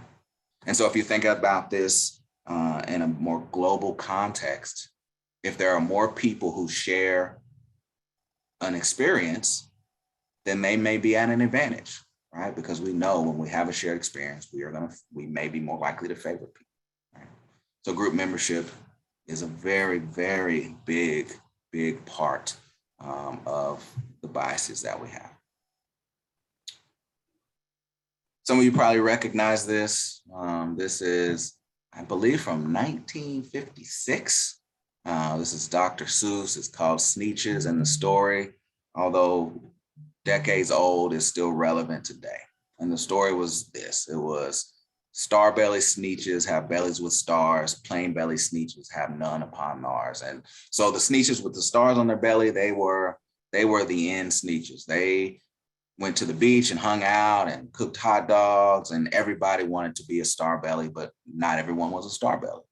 And so this guy noticed this conflict, and he rolled up with his machine called the Star On machine, and he pulled up to the plain bellies and said, hey, for $2, you can hop in this Star On machine, you'll hop out with the star, and then now you're a star belly. So all the plain bellies gave $2, they hopped on this machine and came out with stars. But now guess what? No one can tell anybody apart. So that same guy went to the original star bellies and said, hey, for $3, you can hop in this machine. It's called a Star Off machine. And so they paid all their money. They hopped in the machine with the star on. They came out with the star off. And as you can imagine, this went back and forth until the Sneetches were facing financial ruin. It wasn't until then that they realized, hey, this is stupid, right? This is so arbitrary that we treat each other differently based on this little mark on our belly. And they figured it out finally, right? But it is how we operate to still today, right? Because it's part of being human. And it is, I think, a big fancy scientific explanation really isn't needed here. I think it's as simple as we like things that remind us of ourselves. That's it. And if we can find a shared experience or something similar, we are more likely to favor that individual. And that's really what is at the heart of implicit bias.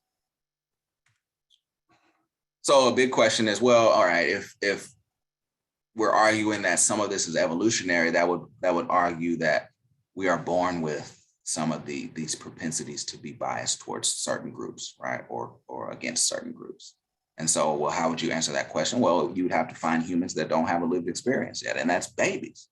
And there is some really sound research from a group called the Yale Baby Lab, where they have essentially shown that babies as young as 4, 5, 6 months old show a propensity to favor things that remind them of themselves over different things, and actually may favor people being treated better if they have similarities over those who don't.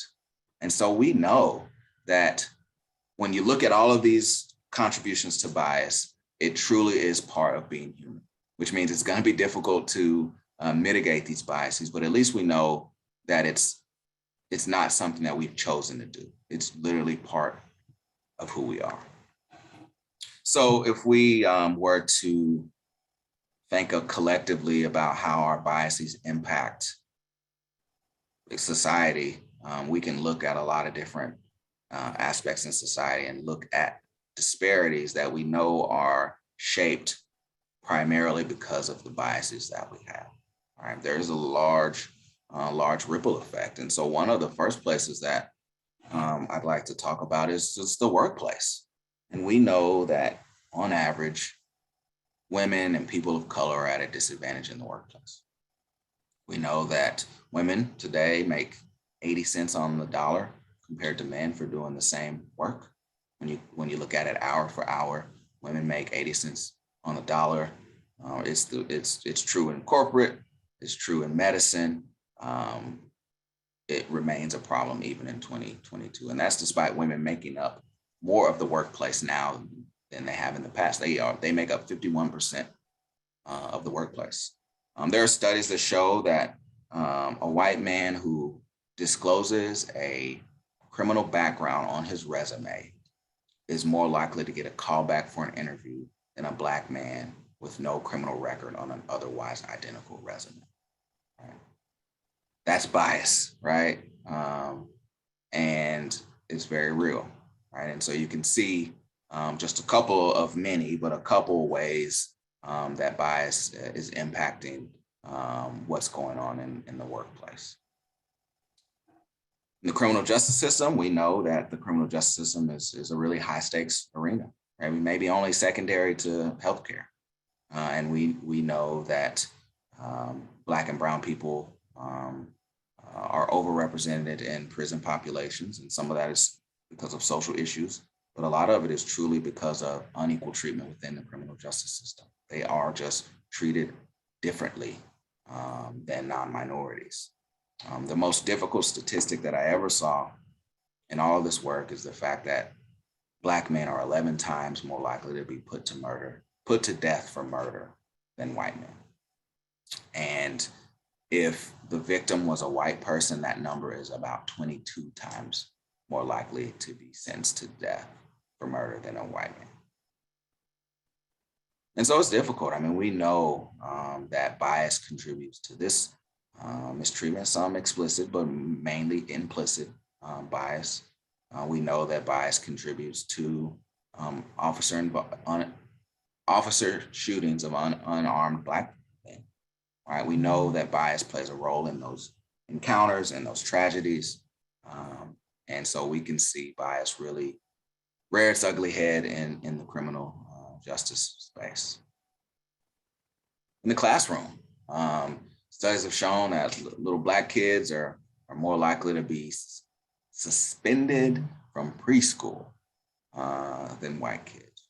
Studies have shown that teachers are less likely to make eye contact with their female students. They're less likely to call their female students up to the board to answer questions.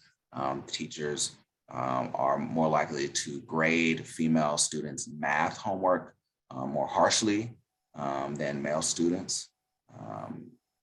Male students are more likely to get disciplinary actions taken against them for doing the same things that girls are. So there's a lot of bias in education, and you can really think about how that can impact that child's development, that child's learning up until young adulthood. And it can have a really, really big impact on their success. If we look at what's going on in healthcare, this is a hospital I'm at in Tulsa, St. John Hospital. We know that bias is everywhere in healthcare. One of the early studies about bias from physicians towards patients discovered that physicians were more likely to recommend potentially life-saving cardiac intervention for white men than they were for women or people of color. There's studies to show that Black and brown people are less likely to have their severe pain treated appropriately with opioid pain medicines. Women are more likely to have their pain be described as emotional pain or anxiety-related pain and to be treated with anti-anxiety, antidepressants, as opposed to appropriately treating that pain with opioid pain medicine. Studies have shown that Black and brown kids are less likely to be diagnosed and treated for ADHD, but are more likely to be diagnosed with behavioral problems. And you can imagine how that can stay with those children, much like a scarlet letter, right, throughout their life and really impact their opportunities for success. One study here shows that women are a lot less likely to be referred for joint replacement surgeries. Although they come to their doctor with pain from degenerative joint disease more often and sooner than men, they are often delayed in their diagnosis and treatment of that problem. And, you know, very pertinent and related to the conversation that you all just had is the fact that Native American women and Black women are 2 and 3 times more likely to suffer from pregnancy-related, to die from pregnancy-related complications. And generally, as you look at social determinants of health, we know that there are certain things that are protective, especially for health of minorities. That's income. The more money you make, the healthier you are, the longer you live. Education also seems to be one of those, but it doesn't play out the same way in this statistic, because studies show that college-educated Black women are actually 5 times more likely to die from pregnancy-related complications than college-educated white women. And it's a phenomenon that really hasn't been explained very well yet. But this is one of the areas that is getting the most attention, the most research. And hopefully, because of that, maybe this is one of those disparities that we'll start to see improve sooner than later. And finally, as we look at disparities related to bias, the Institute of Medicine in the early 2000s did a sweeping review and just said, hey, minorities receive less effective healthcare. There's disparities in heart disease treatment, cancer, HIV treatment, kidney disease treatment. Minorities are less likely to receive routine screenings, less surgical referrals, less likely to be initiated on dialysis. They receive fewer organ transplants, but they are more likely to receive limb amputations when limb-sparing therapies were more appropriate. And you know, generally when we kind of transition from this part to the next, you take a moment, because these are some really sobering statistics. It really brings the mood of the room down, as it should. But we need to lean into that, because there's a lot of work to be done, right? And I think for those of us who are in healthcare, we do have a responsibility to work towards being better. And a way we can do that is learning to combat the biases we have. So with the last couple of minutes, I just want to talk quickly. And again, this is not an exhaustive list. There's no way we could spend enough time on this part to say, hey, we've got it figured out. But I just want to share with you some things that we know have been shown and helpful to mitigate our biases. First, that's what I tried to do is, again, separate any feelings of shame, guilt, badness, if you will, from implicit bias. It's going to be make it more likely that we're going to actually have these conversations. It's going to remove that barrier of guilt and shame and get these conversations rolling more readily. Just acknowledging that we all have biases, even me, right? Even us, acknowledging that we too have biases is a really big step, because then we can better recognize our thoughts, biased thoughts and associations that come to mind when we're interacting with people, right? And make adjustments in our behaviors. Asking ourselves, why do you feel uncomfortable or awkward around people or groups of people? To see, is it related to some biases that you may harbor, right? Simply asking that question can be helpful. Considering the opposite. It's when you're making really critical decisions about someone, taking some time to look at it from the other side, just to give yourself that grace that you might be wrong in your decision, that bias may be at play, can be really helpful. Exposures to exemplars and counter stereotypes. This is simply being around good people of all different backgrounds, right? That is probably the best way to wipe away some of the stereotypes we have, by being around good people of all different backgrounds, where you start to reshape associations based on those good people that you're spending time with, right? That is probably the biggest thing we can do. Blinded decision processes when able, this is particularly related to hiring, maybe considering blinding that process as far down the road as you can to try to, prevent the bias that we know that comes into play when we're hiring, minorities or women or older individuals. Try to limit that as long as possible. Reviewing undesired outcomes, especially clinically, looking at the potential impact of bias of the healthcare team in that undesired outcome can be helpful, and it can uncover some of the biases that we have. Diversity inclusion, right? And it's never been enough, but it's never been enough to just say it's the right thing to do. It's the right thing to do. But what we can do now is we can actually show that it works. We know that a diverse an inclusive healthcare team takes better care of diverse patient populations in terms of outcomes. We know that. There's so much research that shows that diverse healthcare teams have better patient outcomes. All right, we know that diverse businesses, and I mean diversity in every sense of the word, diverse businesses are better businesses. They make more money. They have happier employees. They have less turnover, right? There is a business case. There's a healthcare case for diversity and inclusion. And ultimately, what we're trying to do is this, right? If we can do 1 through 8, well, then 9 is easy. Unfortunately, it's a lot easier said than done, but this is the ultimate goal. This is what success looks like. This is us being successful. It's being able to interact with an individual based on them being their individual selves, as opposed to them being a part of a smaller or larger group, right?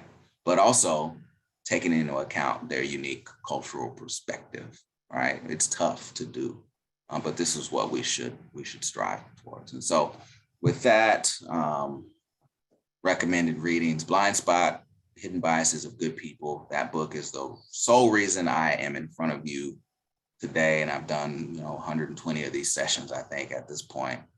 If I hadn't read that book, I would have not got into this space. It really was life-changing and career-changing for me. Because what it does is it destigmatizes implicit bias.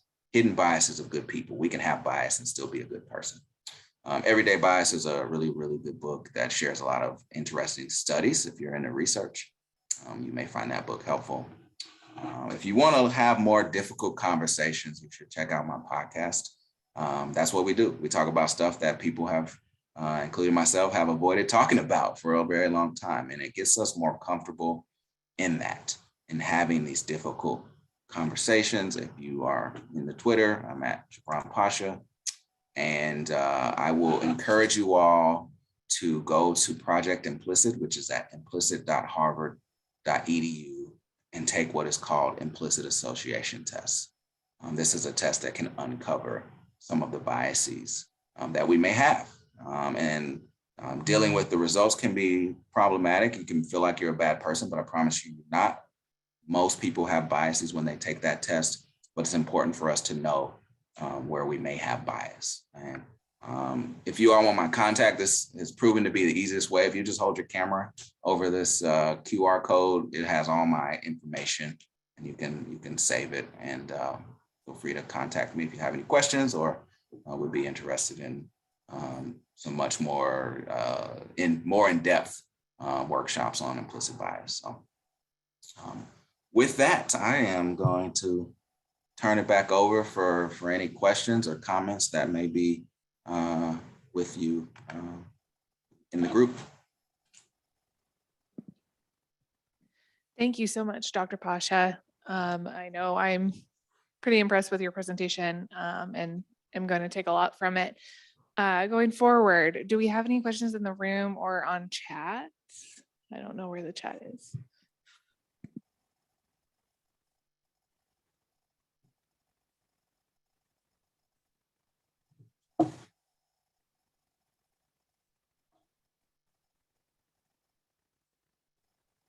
Thanks, everybody.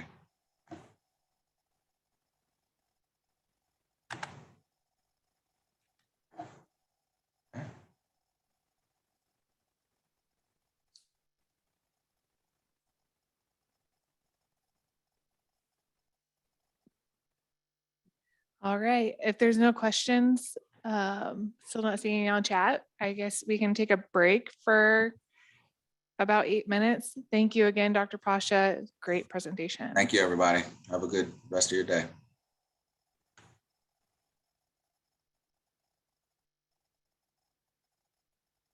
Okay, we'll come back at 11, so about 8 minutes.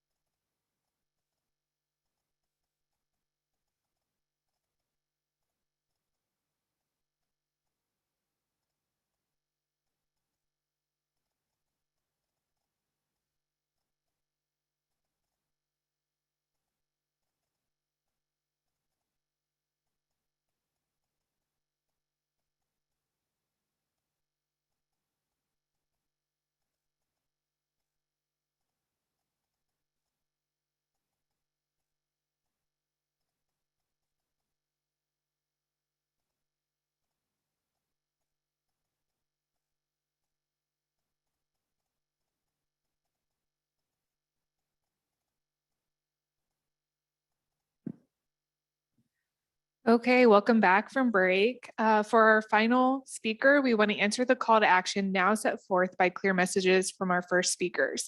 We have our why, we have our what if, and now we launch our call to action to forever change the landscape of perinatal care in Kansas. We are beyond thrilled to introduce the first of its kind in Kansas, a statewide perinatal initiative to improve birth equity created in Kansas for Kansans.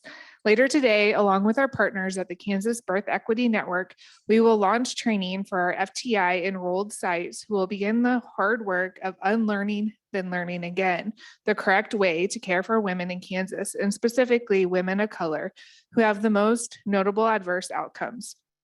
Dr. Charlotte Smith, a member of the Kansas Perinatal Quality Collaborative Executive Committee and assistant professor in the Department of Population Health, is also the director of birth equity in the Department of OBGYN at the University of Kansas School of Medicine, Kansas City, and the lead behind this innovative project. Dr. Smith will outline the Kansas-specific next steps for Kansas birth equity training and give an overview of the exciting work ahead.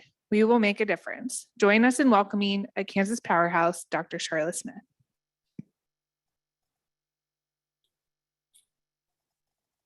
Greetings. What a great presentation. I believe this is the wrong slide deck. I'm happy to share the right one if you guys don't have it.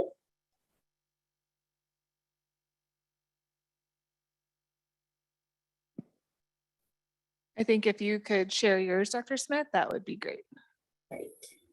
Sorry for the confusion. That's okay. It's not a problem.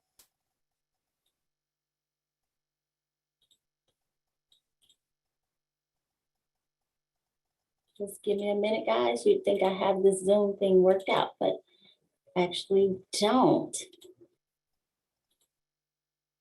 All right, can you guys see that? Is it displaying right? Yes, I believe so. Okay, great.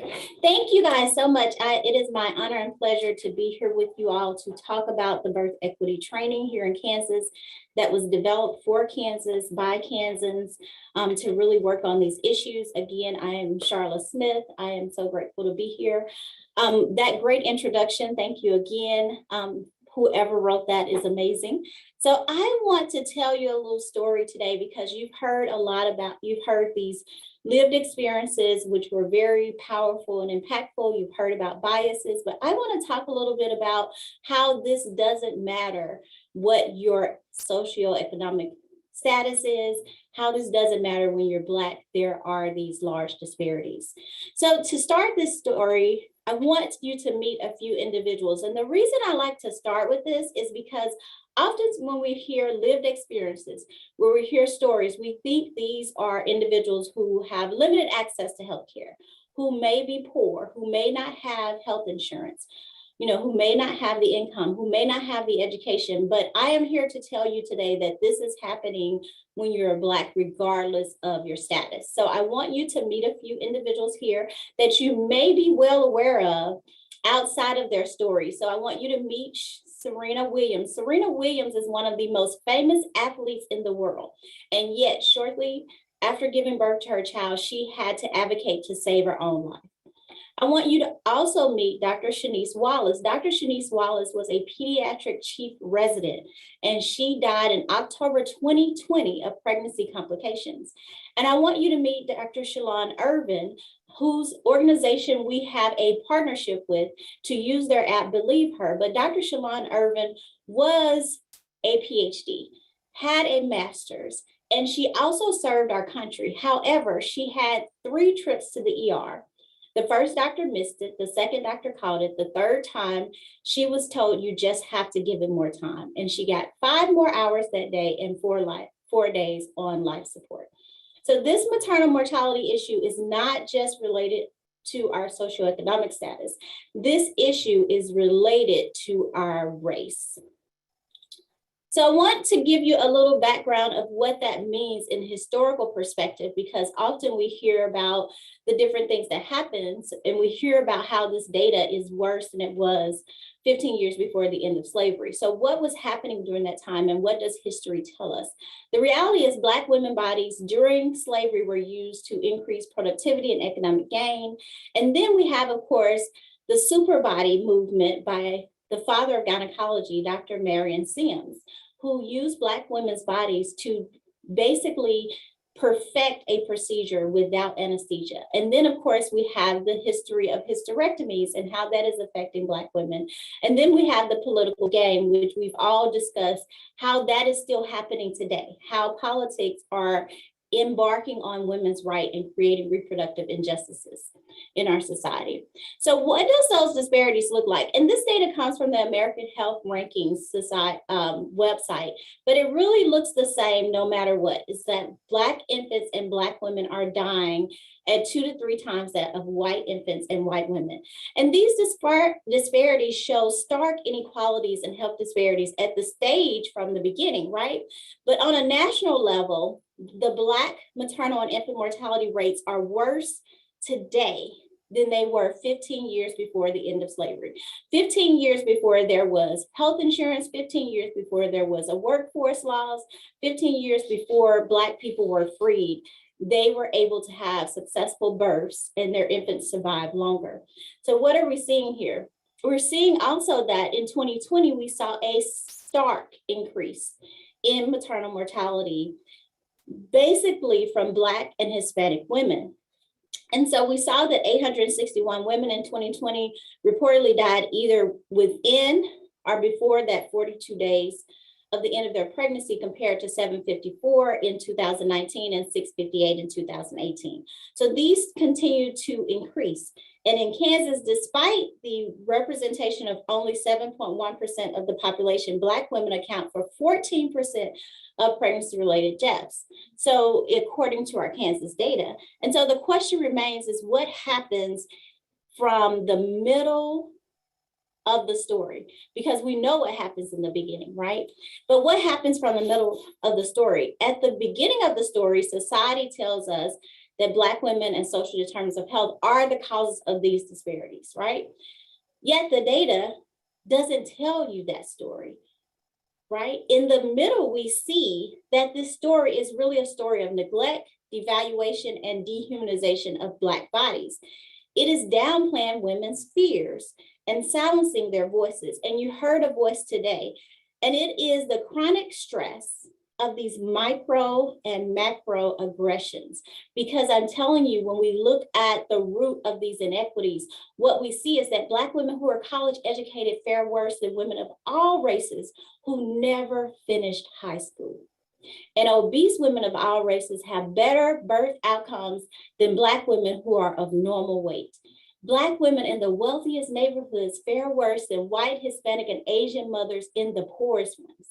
And Black women who initiate prenatal care in the first trimester still have higher rates of infant mortality than non-Hispanic white women with late to no prenatal care. So the middle of this story is telling us that this issue is not about race, it's truly about racism. And so what are we going to do to change that story? Where do we start? We start with basically redefining what birth equity is. And so our network stakeholders, we decided to adopt the definition that birth equity shifts from blaming women for poor health outcomes to system level accountability for programs and policies. And that means that we no longer say women are the cause of these issues, that we say that these programs and policies that are in place likely have more impact on these issues than the mother themselves.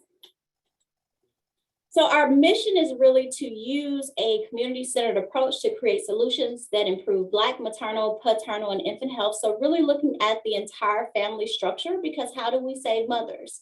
We save them because we now save their partners, we now save their infants, right? Through training, research, healthcare, and advocacy. And we just believe that every Black mother birthing person, dad, and infant receives quality, intentional prenatal, neonatal, and postpartum care in the state of Kansas. And I think we're all here because we believe that that can happen. And we know that can happen in the great state of Kansas, the sunflower state, right? Where everyone survives. And so the purpose of this curriculum is really to provide you an overview of health inequities in Kansas and the action to create health equity. So finding that overview of what's happening, listening to those voices of Kansas mothers so that we know that not only voices that we hear outside of Kansas are relevant, but the voices in our own state are very relevant as well.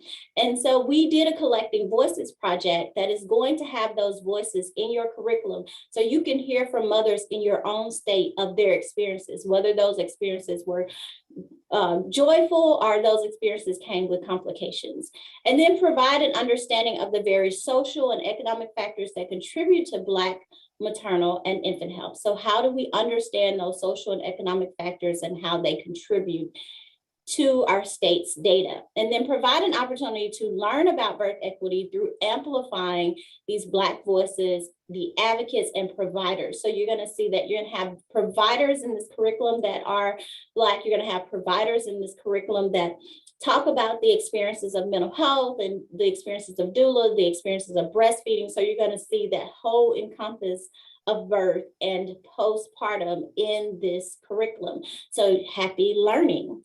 But I want you to know that this curriculum has been well thought out, and these components have been pulled together for you guys in a very short version, but very amplified way and very affirmative so that you can learn about these things. And so in your curriculum, it will be the need for birth equity, community engagement, the uncomfortable truth of bias, and that's going to include some voices as well, and the Black postpartum experience. And then the curriculum will end with respectful maternal care. And that is like an action item that we can all take to create respectful maternal care in Kansas, regardless of race, regardless of socioeconomic status. We can create that as a state.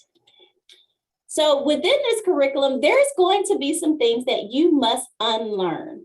So in order to learn something, we have to unlearn some things. So I challenge you as you begin this curriculum to unlearn some things that you've heard. And your speaker before talked about how the media impacts our learning, right? And our biases. So remember, a lot of this stuff comes from things that you hear and see every day. So I want you to start by just being very comfortable with unlearning some things and very comfortable with learning new things. So to unlearn something means to change your mindset and start thinking differently.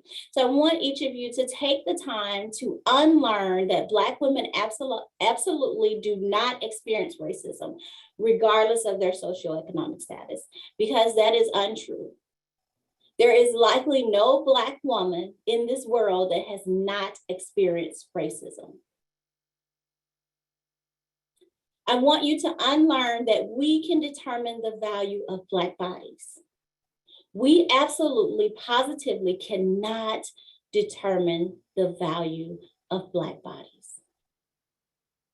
I want you to unlearn that Black women need to be taught how to take care of their children. They do not need to be taught. History tells us that Black women took care of their children and their slave owners' children. And guess what? They survived at higher rates during that time.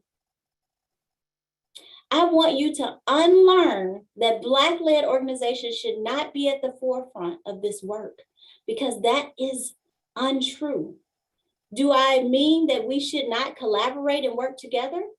I absolutely do not mean that. It is going to take all of us, but it must be led by those who are most impacted by these issues. And it is okay for us to co-lead them, but it's not okay for us to be left out of the work. I want you to unlearn that Black fathers are absent. A CDC study reported that Black fathers were 40% more likely than any other race of fathers to be involved in their children's lives.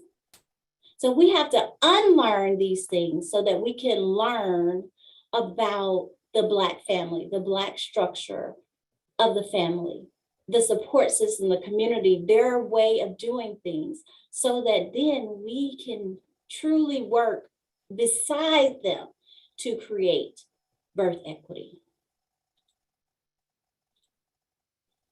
So one of the things that we did in our network, given that we had to unlearn some things, was we talked with our parent group about how do we create birth equity through our terminology, because they told us that sometimes it was about how we refer to them, how they were spoken to. And so this was a exercise with them to determine how do we create equitable choices in our words, right? And what those words meant to them. And so when we started to talk about them, one of the first things that came up was the non-compliant, saying that I'm non-compliant. And so when you see meaning, that is what the parent group told us that meant to them. And so to them, that meant no choice in care decision-making.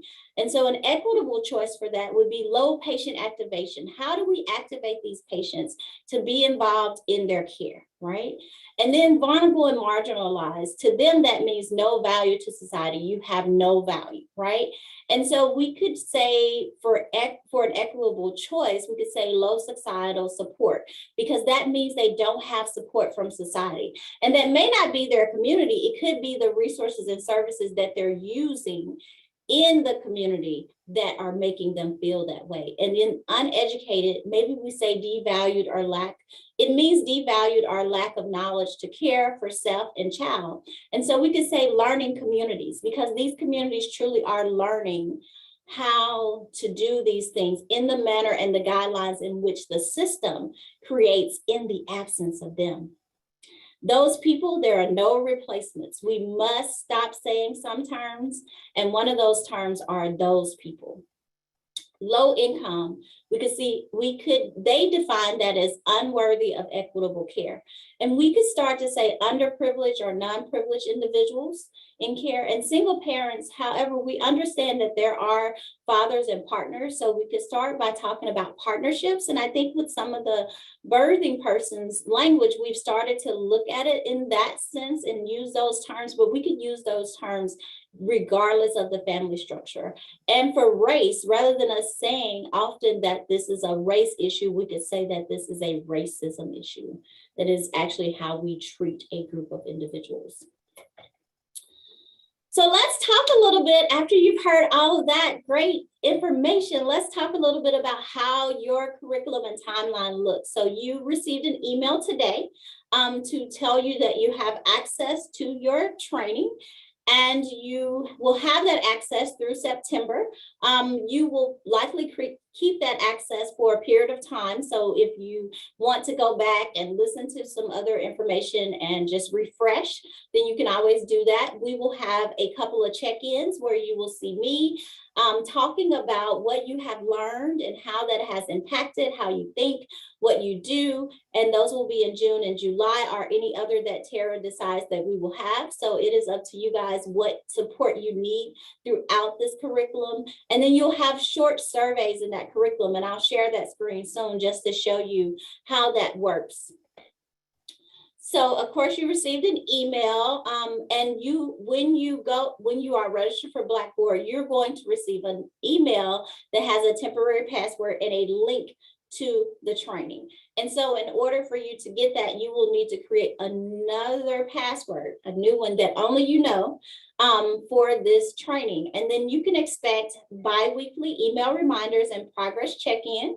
So a lot of that is going to be that you will receive an email that will ask you if you have any issues, if you need technical support. You will also get phone calls and additional emails just to follow up and make sure that you have the support needed to go through the training, or if you have questions for that training. So when you're accessing the curriculum, you can see here that the curriculum is on Blackboard, and it's going to be a little bit interactive. So you'll see some content, and then you'll be able to click on those folders, and I'll show that soon. So you'll also have a video that comes to you in the email today, and that also is available on your Blackboard that tells you how to navigate this site and what to look for. And we have made it so simple for you and so interactive that you are just going to have so much joy in taking this training. I think as much joy as we had in putting it together. And so you'll also see that you will have on this site, you'll have like courses, activity streams, organizations, calendars, messages. You will not have grades, but you can go on to read and to adventure out to see all of the things that are available to you on this Blackboard site. And so to the left, when you click on your Blackboard, when you log in, you will see courses. And so you will click on courses, and under courses, you will see the birth equity training / curriculum, and you will click on that. When you click, so here's the course that shows you like here exactly are your modules for you to complete. When you click on that, you will see the course content in this form. And so you have several things happening. You have your introduction, which is your overview, which tells you a little bit about birth equity. Remember, this is very Kansas centric. So the voices you will hear from parents, from mothers, from fathers, from birthing persons will be Kansas. The voices you hear from the providers will be Kansans. And so everything on here is very Kansas specific. The data you'll hear about will be Kansas related. And so it's very Kansas specific because it is developed to address the issues within our own state. Take care of home first, right? And so at the end, you will get a congratulations for completing the curriculum, and you will get a certificate mailed to you in form and framed so that you have that certificate for completing the curriculum that you can hang in your office, you can hang at home, or you can just sit it on your desk. And so you will get that sent to you. When you click on the modules, you'll see content, you'll see videos, you'll see slides, you'll see some interactive things, and you'll see a brief survey at the end of each module. I'll stop there and ask if there are questions before I prepare my screen to share that Blackboard and how that looked. But here, if you have questions or concerns as you are going through the curriculum, there is a kvin@KUMC email that you can reach out to anytime. Send an email to all of us. It goes to everyone on the team. They can check that and respond quickly. You can also contact Aloma Obi, who is the research associate, at her email address below as well. Are there any questions? Dr. Smith, it's Tara on site. Just to be clear, for those that are on the virtual side, we are launching what's coming up for you all on site in the next few months. Those that are virtual, that are what we call the general membership, are not enrolled and are not involved in this point yet. Just want to make sure that's clear. So those that are on site, we'll dive into exactly what this means in the timeline and how this all fits, because I see your eyes going like this behind your head. But we will dive deeper into that. Dr. Smith, we wanted her to launch this awesome opportunity that's for free for all of our folks that are engaged and enrolled right now. But for those that are joining us virtually, our hope is that this starts at the hospital and the birth center side, and then begins to filter through the entire state, including public health, private offices, et cetera, if that makes that more clear. So for those on site, we'll answer questions here in a little bit, but certainly virtually, Dr. Smith, if you're open for questions, that would be great. Yes, I am ready for any questions you may have.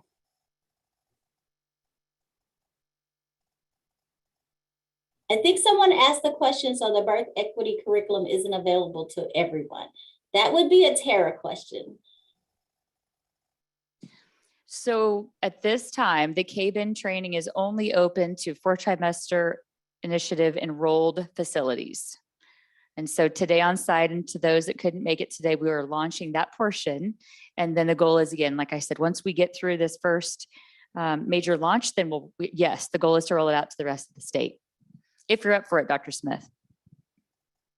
Yes, we're ready. This was created particularly for your group.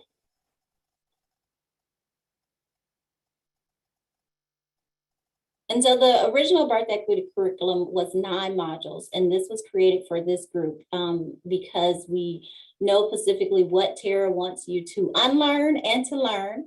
And also to make it more feasible for you to complete it. So making sure that we had a component that you could look at the different sections and have shorter videos and the time to complete it. So it's really created, it's really tailored to you, but it still includes all of the valuable information of the birth equity training. So you won't miss out on anything.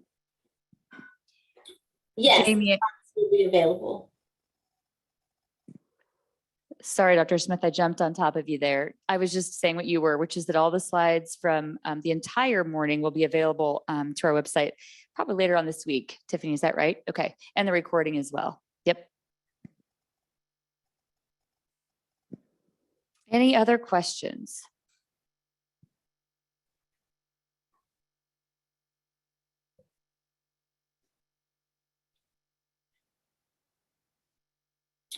Okay, so you're with the community doula program. You can connect with KBIN through our email or by signing up. And so I will put that in the chat. I'll put the KBIN email address in the chat, and then I can send you any information that you request or need. So thank you for asking that question.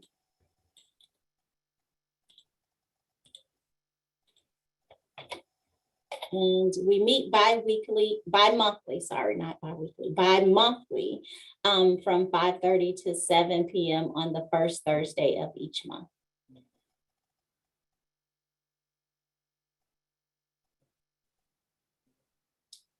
And I will tell you the next goal of KBIN is to really host a birth equity conference this year. And so our hope is that we partner with the great partners here with the Fourth Trimester Initiative and others in the state to host that birth equity conference. And so we just received funding for that. And so we'll be reaching out to Tara, we'll be reaching out to everyone to partner with us on that initiative. And hopefully it is in person.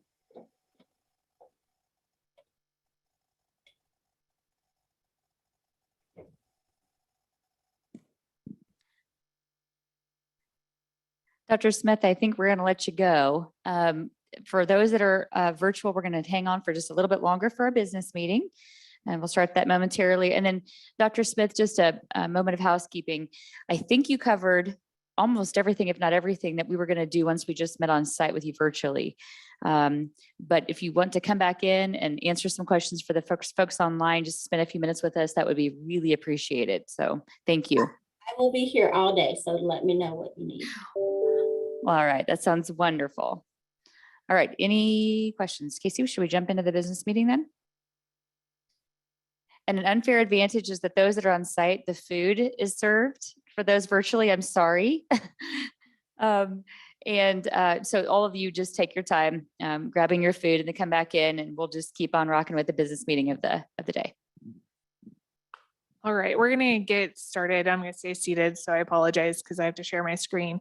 We are going to kind of switch up the agenda just a tad bit and start with the boring piece of the business meeting, which is my part. So bear with me.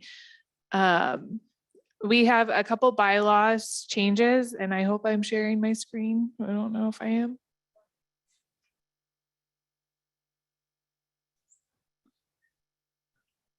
All right, I am sharing my screen. It worked. We are proposing to add 2 new members to our executive committee. Our executive committee is our advisory committee for the projects and for the KPQC. One of the members, if I can get down to that, so we'd be going from 5 to 6 officer positions. And the 6th position will hopefully be one of, so that's written right here, at least one of the 6 executive committee members must be a patient or family representative, ideally with lived experience. I have no idea what just happened. The other position that we are wanting to add is an ex officio position, and that would be the KDHE newborn screening medical director, who is a pediatrician. So offering that additional expertise on our executive committee. The officer position, that's a family patient or family representative. This position would be a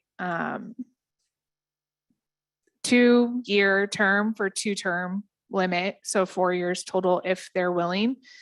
And then the ex officio is not a voted member, and would be just whoever's in the medical director position at KDHE.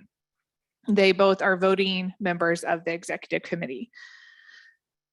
So to go to the boring part, and this will be interesting, we just need to approve it. So if you agree with the changes to the bylaws, type in the chat, or if you want to in the room, say yes. And if you don't approve, please say no.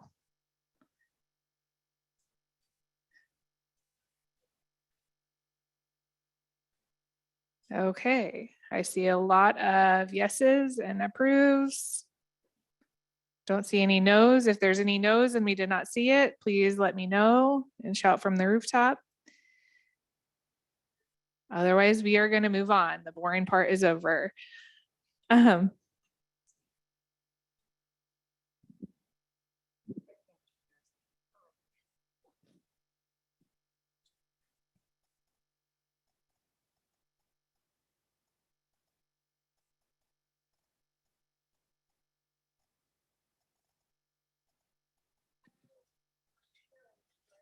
Yes.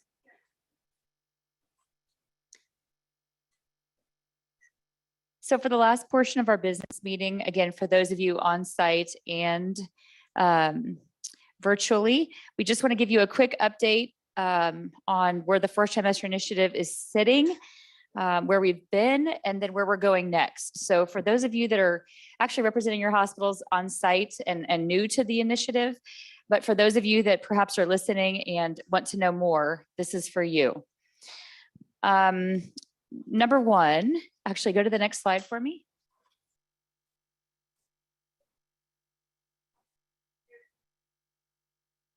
We'll come back to that. Actually, we should be, hold on one second.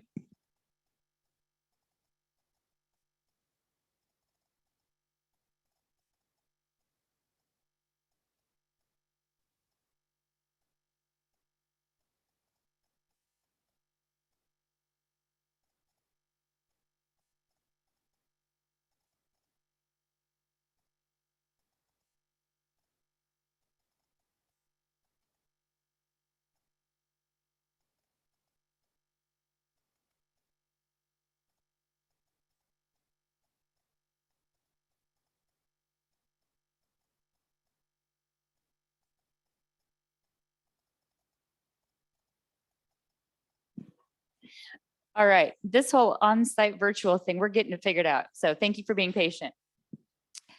Next slide, please. So fourth trimester, how far we've come. Some of you in the room, and certainly those of you online, are part of this first statistic, which is pretty awesome. To date, the A1 post-birth training has currently trained 397 providers. Remember, that doesn't just mean physicians, midwives, et cetera. That means everybody who has a part in the provision of healthcare at the bedside, 397 in Kansas.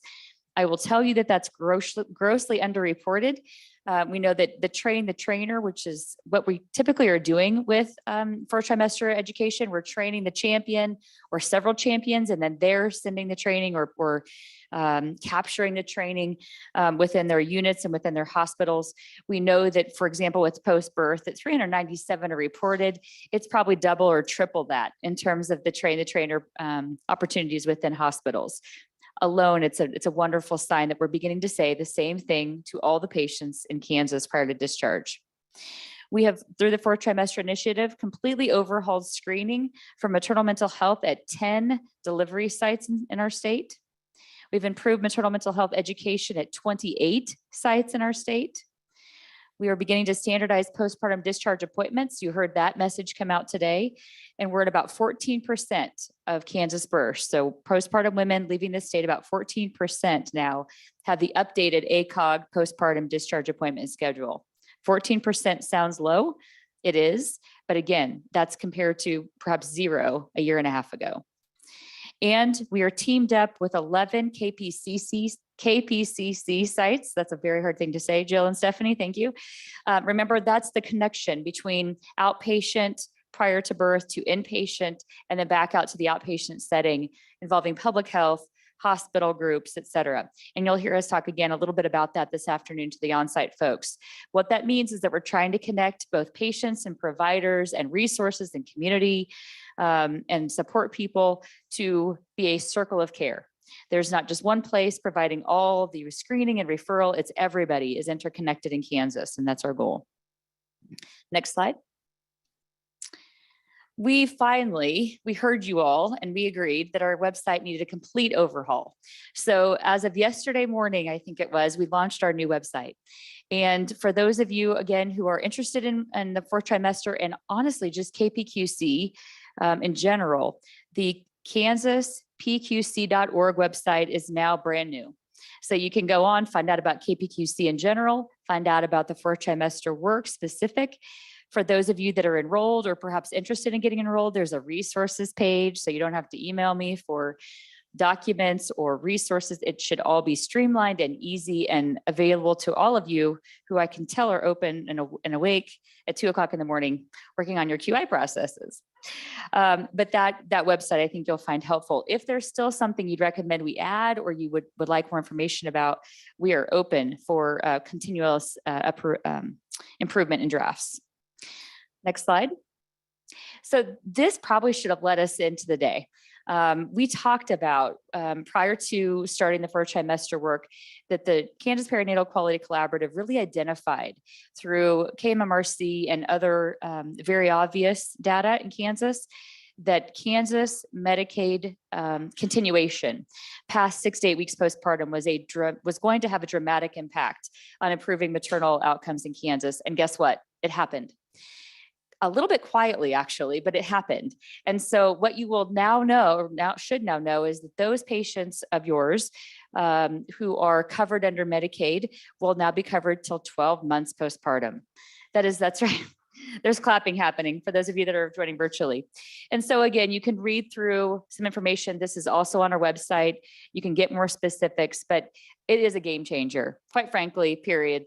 That allows us to take care of women for as long as they need, certainly up to that first year and hopefully beyond. Next slide.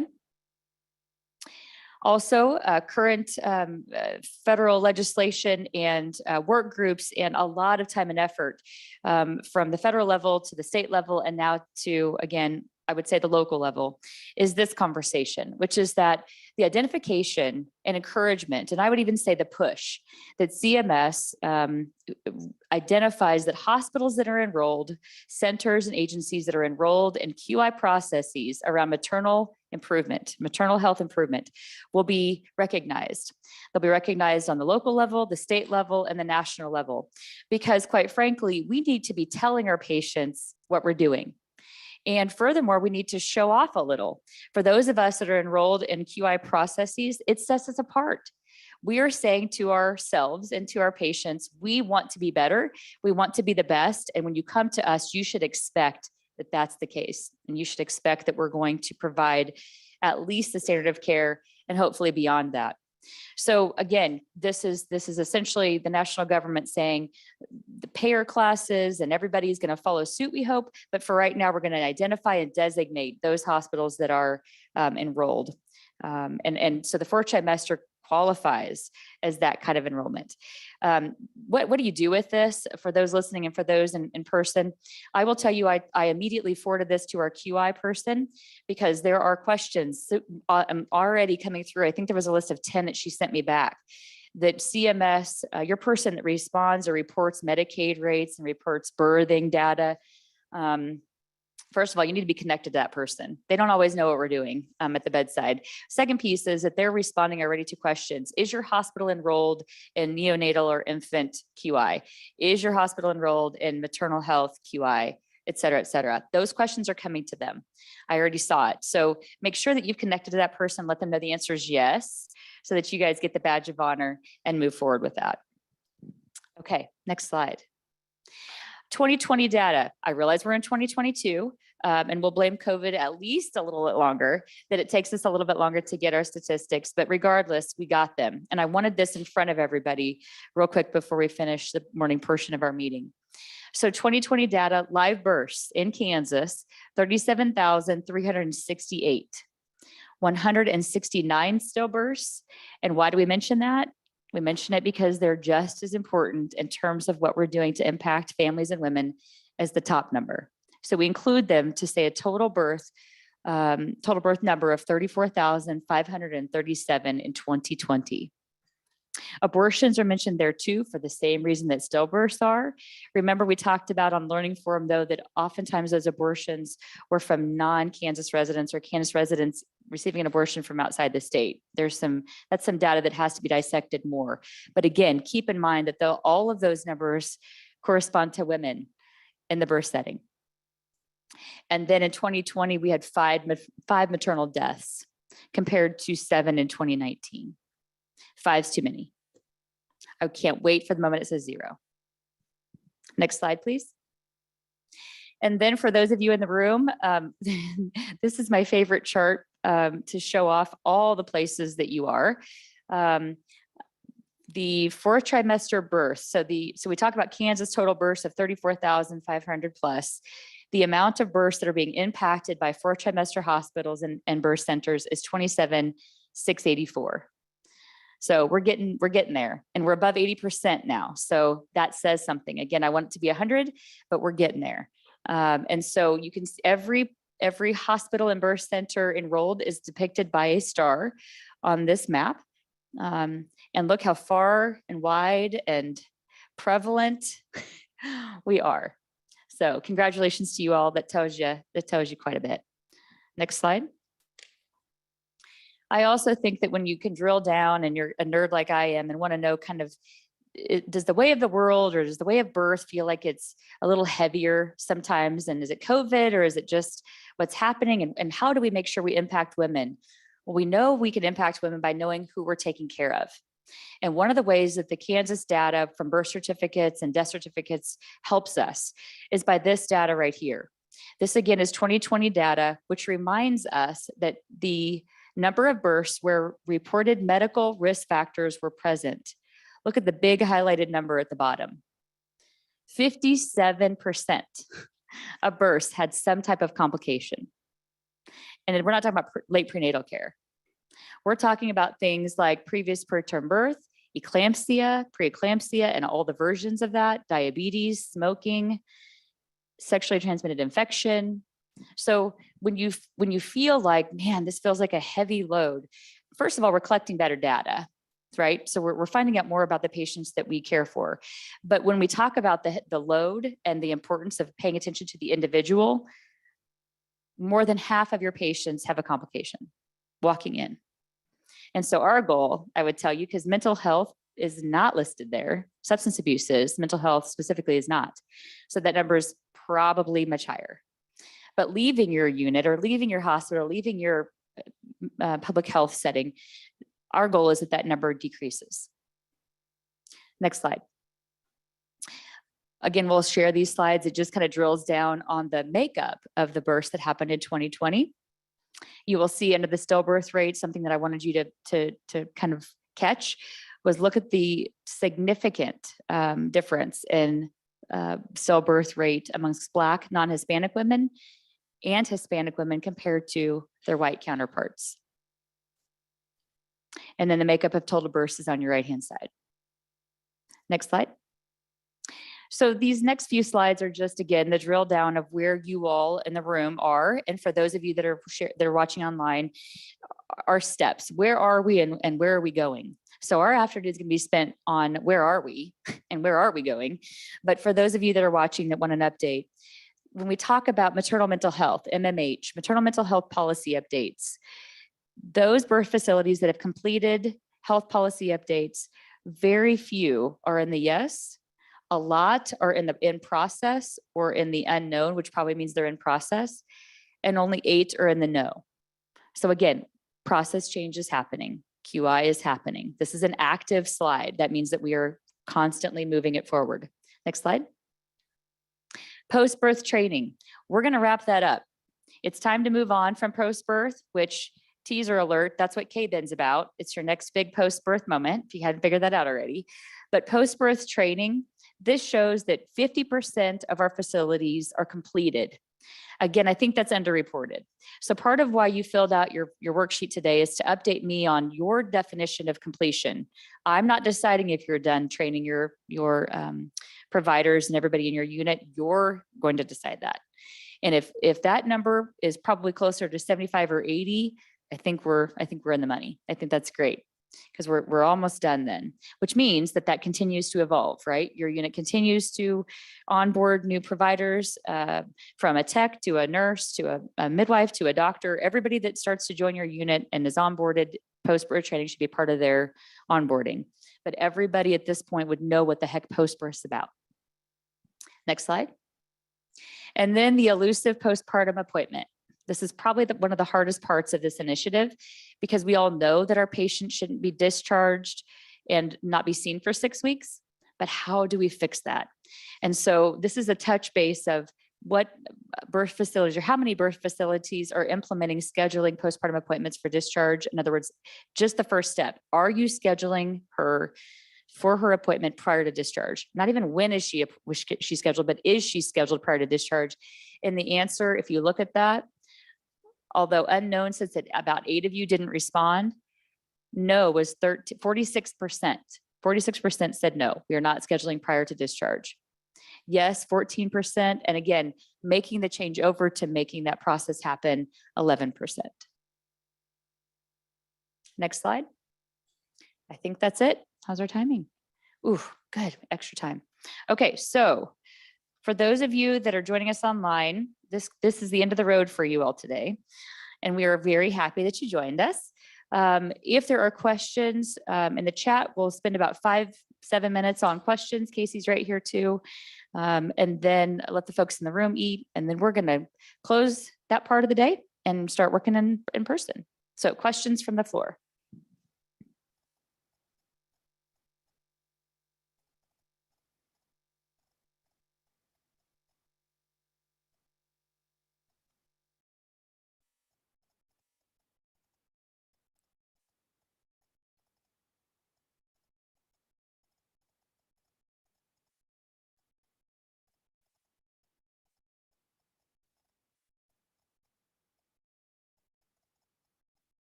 All right, seeing no questions or chat on the virtual side, thank you for joining us. And we will make sure that we post this ASAP. Thank you.